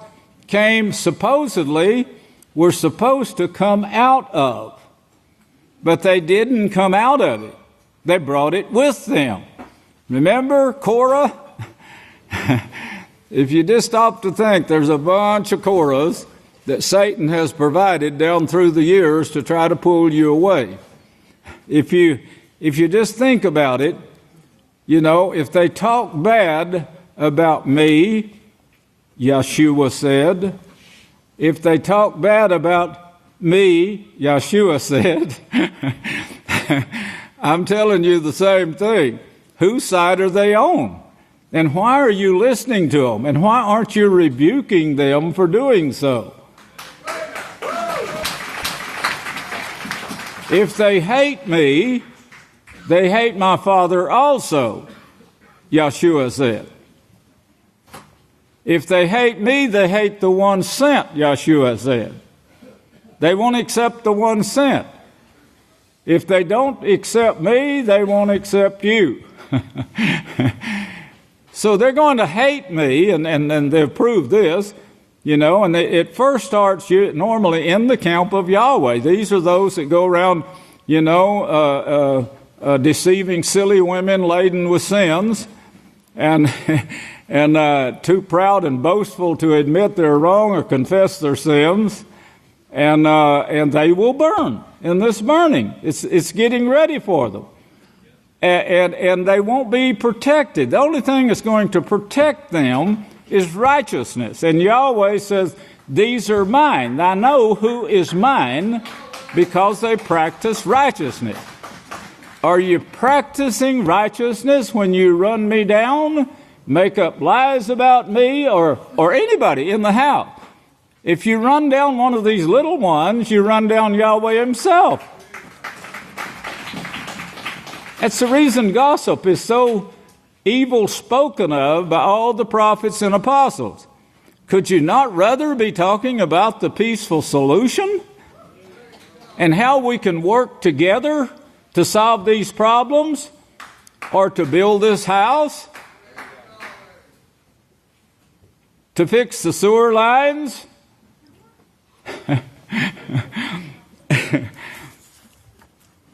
In verse 20, turn to Deuteronomy. Let's turn to Deuteronomy 30. Deuteronomy 30. And look at verse 20. He says, so you may love Yahweh, choose life, the one above that, 19. So you may love Yahweh, your Father, by listening to Him and then obeying Him. Hold fast to Him, for He is your tree of life. He's your tree of life. It's coming from Him, so it's coming from heaven. If you could get this in your mind, you'll understand what Yeshua said. I'm the food that came down from heaven. I'm the manna that came down from heaven. Well, this is what He's saying right here. I'm giving you the tree of life. It's Yahweh giving you the tree of life, but Yahweh is not coming here to His house and speaking to you verbally, but He works through the Son of Man. The second witness of the two is the Son of Man, or that He wouldn't be allowed to speak or bring forth Yahweh's way. It's got to be done by man. He created man. He said, I'm going to make man in my image. And He means that, mankind. And He's going to use mankind to make mankind into His image. Right. Well, here He's saying to obey Him. Then in 1 Yochanan, Yahweh says, I know the ones that belong to me because they're practicing righteousness. Every minute, or just a few minutes out of the hour, or a few minutes out of the day, now 100% of the time. And unless you practice that and rebuke those who don't want to practice that, then you're not practicing. You know, the Apostle Shaul said this. He said, rebuke them sharply when they do this. Don't let it get started in Yahweh's house. One rotten apple can turn the whole barrel. Well, he says, and he shows here in verse 11 now, this tree, I am the tree of life. He put that in Genesis 2 and verse 9. If you'd write that down, if you boys, you better get to writing now. Hey, you better get to writing these scriptures down. In verse 20, he says, I am. He is your life. He's the tree of life. He's the one that sent Yeshua, not verbally, but through the prophets. And he saw to and guided mankind with His words through the prophets so that Yeshua, the Son of Man, could actually pay for your separation from Yahweh, because your sins separate you from Yahweh, as Isaiah 59, 1 and 2 said. That's sin, separate you from Yahweh. The only person that's ever been able to pay for that sin was Yeshua, who had no sins. If He had had sins, He would have been under death penalty Himself. So Yahweh raised Him in a special way, teaching Him diligently, day after day. That was His parents doing it, but Yahweh was doing it through those parents. Teaching Him day after day, He had to keep the laws of Yahweh. No, you can't eat pork. No, you can't touch pork. No, you can't go out and buy things that pork has been rubbed up against. You have to throw those things away. These things were all coming to Him. I saw a commercial when I was watching the news, and the guy came up to go to the bathroom. The bathroom was here. A man was blowing his nose in his hand, coughing, come between him and the bathroom door, reached out and touched the door, smeared the door with his hand and arm. And the guy was looking at him and said, I can't believe this. I got to get in that bathroom. And he took his elbow like this, and he pushed the door open to the bathroom. Now, of course, this is a typical way that the world stinks. And if you get my scent,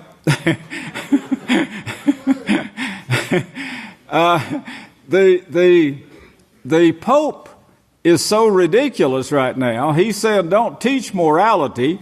And morality is the one that wipes out. It's the tool that wipes out sickness and disease. Yes. And he's saying, don't do this. Well, the things that he's teaching bring forth and produce sickness and disease for the reason of it brings forth billions of dollars. Billions of dollars. And when something brings forth billions of dollars and the politicians are paid money from this billions of dollars, the Catholic Church is paid money from the billions of dollars, they're going to keep it going. You're not going to mess with that company. They're the ones that's feeding the hand that takes care of them. In Genesis 3, 1 through 5, we see that you must choose. He says the same thing here. You've got to choose. And he told that to Adam and Eve. They said, no, we're not going to choose Yahweh. We're going to choose Satan's way. So they rejected the tree of life. In Genesis 3, 22 and 23, the tree of life was taken from mankind. Is totally taken away from mankind. Why? The Savior, to pay for his sins and get him back in touch with Yahweh, was a long way off. There's no way that a man can be saved, as the churches call it. There's no way a person can partake of the tree of life unless he repents, and then the blood of Yeshua covers his sins. Then he's in touch with Yahweh again. Repent and be converted that your sins may be blotted out. There's no other way of doing it. Blot out the sins and you're back in touch with Yahweh again until you turn in your stupidity and start making other mistakes again. And if you turn permanently and start practicing these things, they'll build, of course, and the last estate of that man is worse than the first, the apostle said. It's like the pig which carries so many diseases, causes so many diseases. They've even got it now, trichinosis causes cancer, and in the brain even. Mad cow disease is also being said now that the original cause was probably because of pork. Okay, the offer is only to those who overcome. And he shows that in Genesis 4. Everything is shown in the first four chapters of Genesis, the way to salvation. The tree being taken away, but he told Cain, he said, if you choose righteousness, then you will be acceptable. But if you don't, then sin is at your door, and unless you overcome it, then you're going to burn. And that's a fact, and it still stands today. In Jeremiah, and we got to go there, Jeremiah 23, I'm trying to get up here to where today's governments are, but in Jeremiah 23, verse 1 and 2, you got that? Boys, you got that? No, the scripture? Okay. Jeremiah 23. Read it for yourself. Jeremiah 23, He pronounces a woe. This woe means destruction. Destruction. Remember, he said, I set before you life by righteousness, but I set before you death and destruction also. And right here in Jeremiah 23, he shows you pastors, elders, priests, leaders of the world, the leader of the world, the dividing serpent. None of them are going to be exempt from this death penalty. 23, verse 1, woe to the pastors who destroy and scatter the sheep. He shows later this is false doctrine, twisting of laws, telling lies, taking away the name Yahweh, all in this same chapter. Adultery, fornication, sodomy, bestiality, all these things are here in this chapter. And he says, woe to you pastors, and he doesn't hold back here. He tells the pastors, the priests, the preachers, that's the Baptists, the Methodists, the Catholics, the Coptic Catholics, from where the Catholics came from, out of Egypt. They do the same things that the Roman Catholics do. They're just staying hid. And the news is not exposing them, because Egypt has if you've ever tried to look up Egypt, we got it. Because I was wanting to know the diseases that they're suffering, and they're suffering it big time, but they have a restriction on the news media there, and they can't report these things. So they keep like the Vatican, the whole nation of Egypt is kept secret to the public. So you don't know what's going on in the hospitals and nursing homes and the places of worship. The monasteries where only men go. Well, now they got others, but and of course that's big news now in the news that I don't know why it's news. I heard about this years ago, that the Vatican owns whorehouses. They own houses that's just men prostitutes, and they have others that's women prostitutes that the priests go and use. Yes, this goes on all the time, but it's big news again. I just read an article just here recently on it. But it's woe to these people. That's the same thing he said to Cain. Same thing he said, dying, you're going to die if you do this.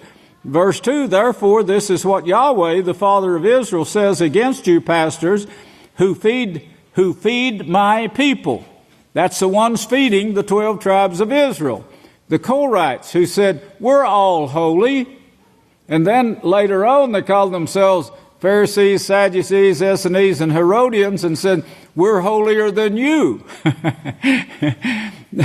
No, don't come near our whorehouse here. We're holier than you. Yes, this is what they're saying. Don't come near our prostitutes here. We're holier than you. We got to keep all this to ourselves, secret. The only way you can join the party is become a full-fledged Catholic or Jesuit or whatever.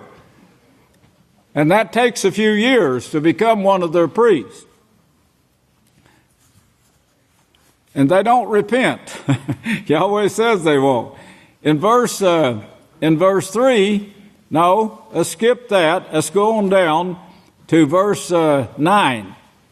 My heart is broken within me because of the prophets. These are the prophets, the Korahites, who is holier than thou, who eat pork and spend nights keeping memorials to the dead, that Pat Robertson now is advertising and telling the people that you're worshiping Satan when you do this. Now this is great. He's another one that's listening to the house for a while. And he's also coming out on the name, saying, yes, the name is Yahweh. It's not Jehovah. It's not this. It's not that. His name is Yahweh. And they came out really strong on it. All my bones shake. I am like a drunken man, like a man whom wine has overcome, because of Yahweh and because of his holy words, the law and the prophet. For the land is full of adulterers. Those who turn from following Yahweh to following the gods. That's what that word means. The Elohim. Because of this, the following of the gods. No, Yahweh condemns gossip. He doesn't. The gods are the ones you serve when you gossip. Yahweh doesn't accept the service of Halloween. He doesn't accept your false service of Thanksgiving. The world is not thankful at all at this time. If they were, they'd be breaking the scriptures. The prophet said, for this time period, they're unthankful and unholy. I've heard boasts this week that we're going to open up the waterboarding again if I get to be president. That kind of shows you how much they care about people, about anyone but themselves. If I get to be president, I'll build a wall here, and I'll stop everybody from coming to the house of Yahweh, to America. A wall. Yeah, this will solve the problem. Sure it will. Well, let me see. It seemed to me like I heard about somebody going underneath. Somebody jumping the wall. Just this week I heard of that. Well, this fence in front of the White House will keep people away. And somebody sails over that sucker this week, showing them how stupid they are. It would be better, Yahweh says, if you'd all agree on these laws, and then you wouldn't have anyone trespassing.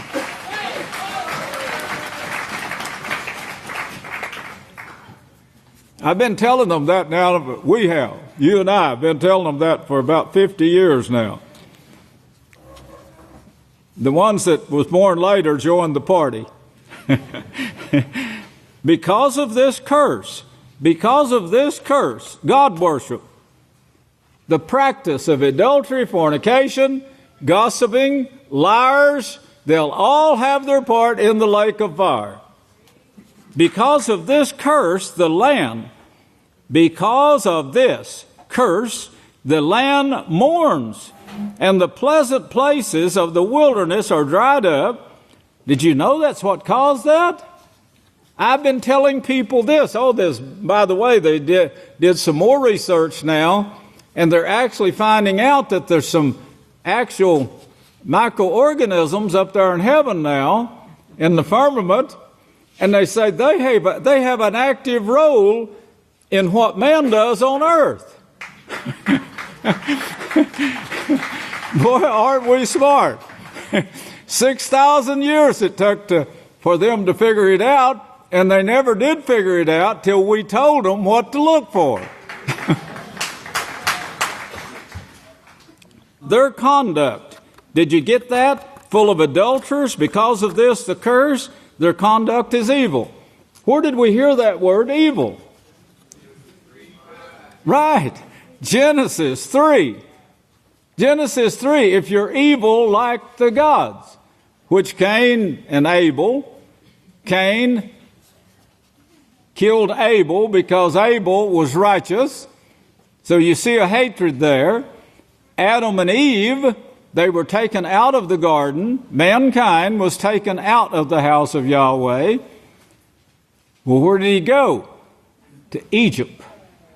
To throughout the world, taking his religion, Cain's religion, to Egypt, where Yahweh sent the 12 tribes. Guided them all the time, built up about 3 million or more of them, and brought them back to the land of Israel and says, if you'll keep my laws now, you won't be suffering all these things. And they read it, they studied it, and they said, all of these things that you have said, we will do. And they lied like dogs. All there was a bunch of liars that rose up against Moshe later and says, our monastery is up here. You know, we men live by ourselves. Now we're holy. We're all holy. He said, you've taken too much on yourself here. Put this together. It all comes down to today and a great burning going to take place. Evil, your conduct, their conduct is evil. This is the cause. Whose might is not righteous, for both the prophet and the priest are profane. Profane, meaning you practice adultery, fornication. He just named it here. The land is full of adulterers.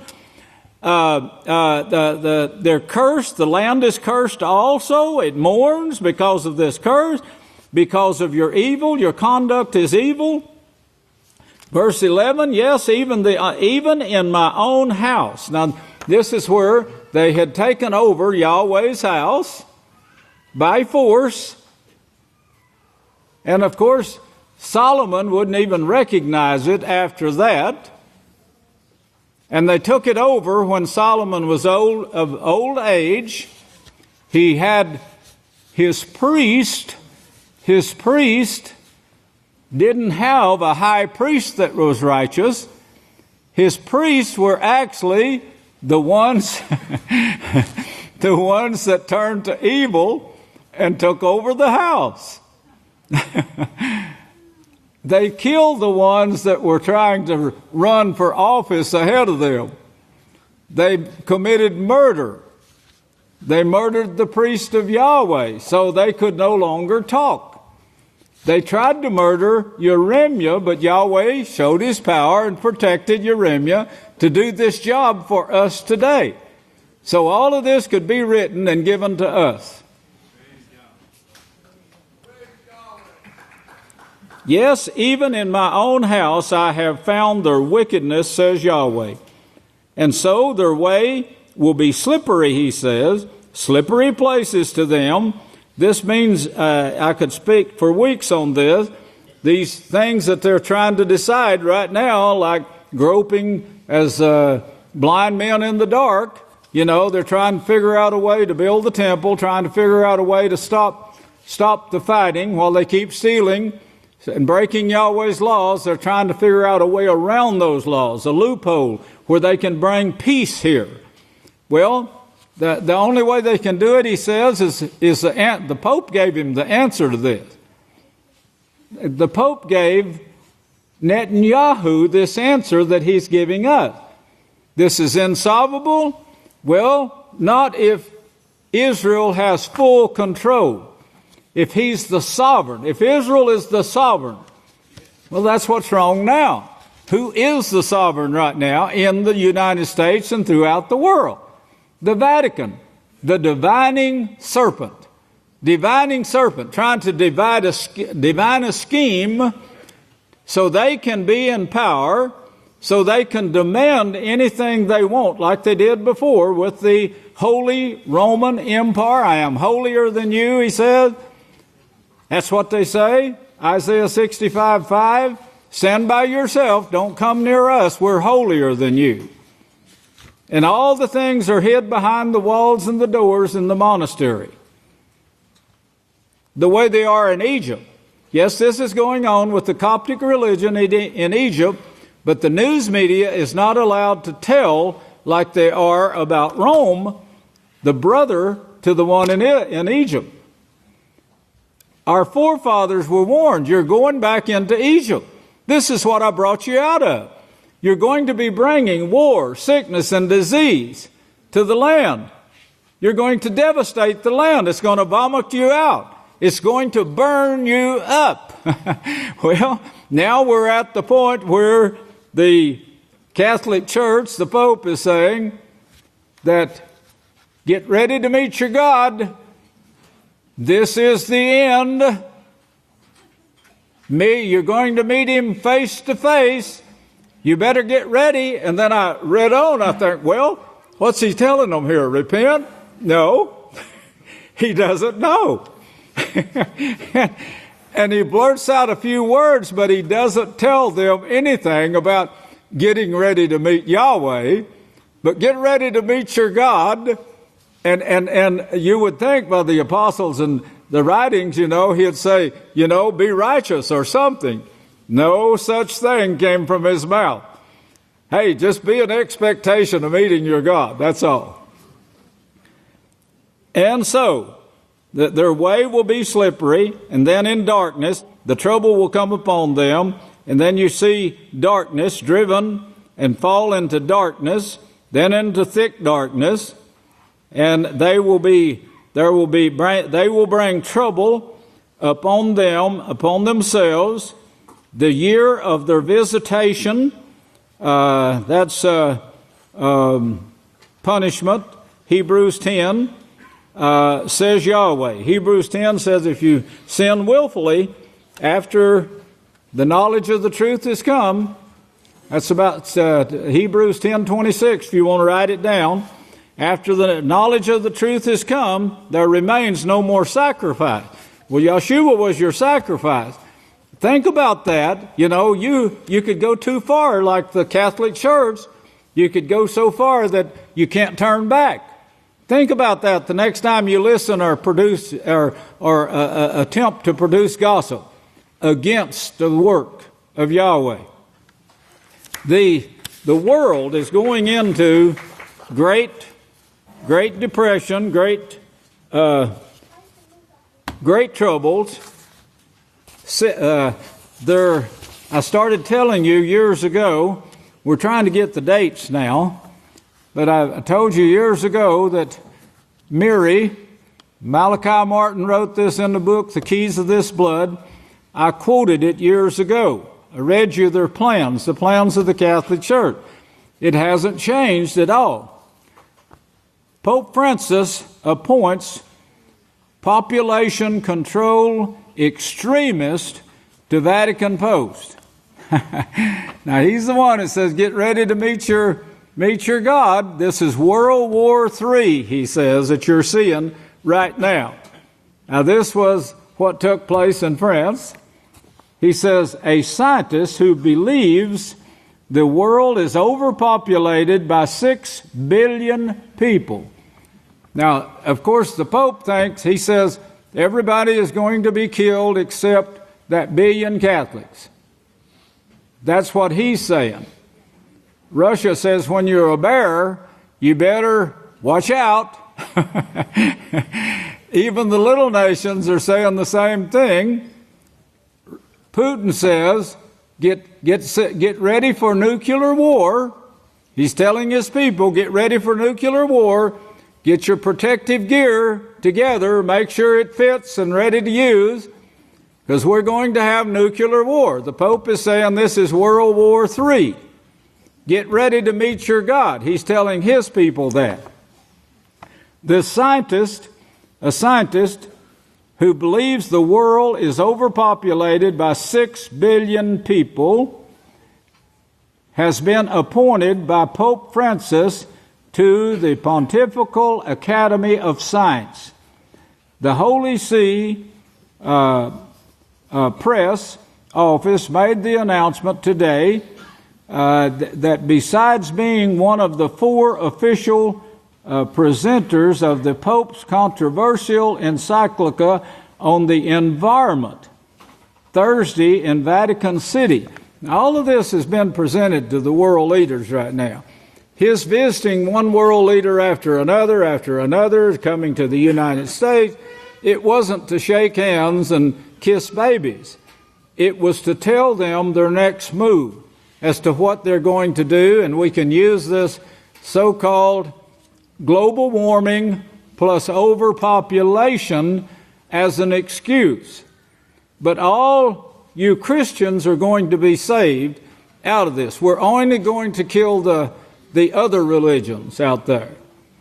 And then Malachi Martin says it's going to be a problem because we have some nations out here that have big-time war material. One of them is Russia, another one is China, and so on. And he says, Russia is a teddy bear at this time, which they were. They wasn't bothering anybody. Remember, in Revelation 6, it was given unto them to take peace from the earth. given unto them to take peace from the earth. Well, that's what they did. In fact, we were scheduled to go to Afghanistan, Azerbaijan, Georgia. They had the leaders there. The leaders of those nations were prepared to bring all the teachers together in one lump sum, and we were prepared to teach them there in their nations. And then all hell broke loose. And we were told, well, you can go, but you won't be coming back. Because they would stop all flights coming out of those countries. And then the war started. Peace was taken from the earth. Peace, we were prepared to start presenting this peace. There's 3 nations in a row. That's how fast they were accepting it. And they accepted it all together in one lump sum. They said, this is the only thing that will work. Well, apparently they were seeing that it would, and they were studying it and saying, yes, if we could get this taught to our children. Well, that's what Yahweh said. Teach it to your children, but teach it diligently. And teach them both sides of the coin here. And tell them, choose this way right here. Because this great burning is going to take place, and these people are not going to be left. Yahweh says in Malachi, they're going to burn themselves up. The wicked are going to do this to themselves. The evil, the ones that are following the Catholic Church, which is the whole world right now. I would love to say to all the nations right now, don't let the Catholic Church pull you into these wars. Don't let them. Just stop. Just stop right there. If they start bombing you, let them bomb. They won't. If you have Yahweh on your side, you can be the protected. But that's the only protection, as we see. Go back to Jeremiah. Go back to Jeremiah really quick, 23, because he shows in this chapter, he goes on, shows they changed his name. Now this is the 12 tribes that turned back to Egypt, in their hearts turned back to Egypt, brought the evil right into Yahweh's house, brought destruction right into Yahweh's house. Yahweh plainly says in verse 21, I've not sent these prophets and priests, and yet they ran. I've not sent them. Did you get that? They're not the ones sent. But he said, if they had taught my laws, they would have turned the people from the evil of their doing. But they didn't. Then they changed the name to where the people was calling on gods and lords instead of Yahweh. Now go back to verse 5. In the midst of all of this, he says, behold, the days come. Let's see, how far do I need to go? But I will gather the remnant. But go back to verse 3. But, now he says, woe to these pastors who have done this to the world, bringing this destruction on the world. Then verse 3, this is Jeremiah 23, verse 3. But I will gather the remnant of my flock out of all countries where I have driven them. The remnant were talked about. The remnant is talked about in book 2. It wasn't talking about something that took place back then. It was still being talked about in verse 2, with Yeshua being high priest over that remnant. And verse 4 says, and I will set up shepherds over them who will feed them, and they will fear no more, nor be dismayed, neither will they be lacking, says Yahweh. All these things is taking place with his house. Right now, this prophecy is being fulfilled. Behold, the day is coming, or will come, says Yahweh, that I will raise to David a righteous branch, which is also shown. We'll read it later if we have to, but Isaiah 11, Zechariah 4, Zechariah 6, 5, talking about the two witnesses of Revelations, and also the resurrection is going to take place at this time, which will those people will feed and nourish for 1,000 years. But I will raise to David a righteous branch and a king. To David, a righteous branch and a king. See?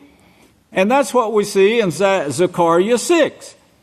A king will reign and succeed and will execute judgment. This is the judgments of Yahweh. That's what Hebrews 1 says Yahshua did. He accepted Yahweh's statutes and judgments, kept them and agreed with them totally. He hated evil and he loved righteousness, Yahweh said. That's what you need to do. And yes, you're getting close to seeing Yahweh face to face. I hope you never see the face of a God, and then never try to. See, judgment and justice in the earth, he will succeed. The king is Yahshua Messiah, as Hebrews 10:21 says, over the house of Yahweh. In his day, in the days of this branch, that generation, he's speaking about a branch that's going to have a king and high priest over this work on earth, and it's coming from heaven, but Yahshua will not come here and face to face run this earth. He's going to instruct and guide and supervise, coax right to us in clouds, which he's done already many times, brought you signs and wonders already. You should be believing it, and you shouldn't be letting people pull you out. In his day, Yada. Remember Yada? Yada is such an evil tribe, and it's described as such. But in this day, they're going to see what is alive now. They're going to see many of Yada, of the tribe of Yada, will actually convert to Yahweh. They will see this. They're hearing it now. We know we're reaching out, brethren. We're reaching all over the world. We got evidence of it because they're writing to us and so forth. But he says, in his day, in the days of the branch, Yada will be saved, and Israel will dwell safely, and this is the name that he will proclaim to them, Yahweh our righteousness. Not the gods, not the evil of the gods that they're following, which commit adultery, fornication, bestiality, you name it, they do it. You can find a God that will teach anything you want. All you have to do is grab the gods of Egypt and start studying them. Therefore, behold, the days come, says Yahweh, that they will no longer say, as surely as Yahweh lives, who brought up the children of Israel out of Egypt, but they will say, as surely as Yahweh lives, who brought up and led the seed of the house of Israel out of the protected place. They're leading them like this is out of heaven. They're being led out of the protected place. They're being led of the protected place from all countries. They're being led from the protected place, out of the protected place. They're being led, being fed the word of Yahweh, where I had driven them, and they will dwell in their own land. That is our job right there. That's what we're doing right now. Here's the ones that want to get rid of all but 1 billion people. I think there's about 7 billion or something like that now, getting close to 7 billion. Their work is all going to be in vain. Their ways are slippery. As Yahweh said, their ways are slippery, and they will be caught up in their own schemes. It will backfire on them. The quartet includes Russia. They're not in agreement. How can two walk together unless they be agreed? They cannot. Yahweh is the only one that has a set of laws that everyone in earth and heaven can agree successfully on that will bring them peace. May Yahweh bless you, and I'll turn the services to the next leader. I love you!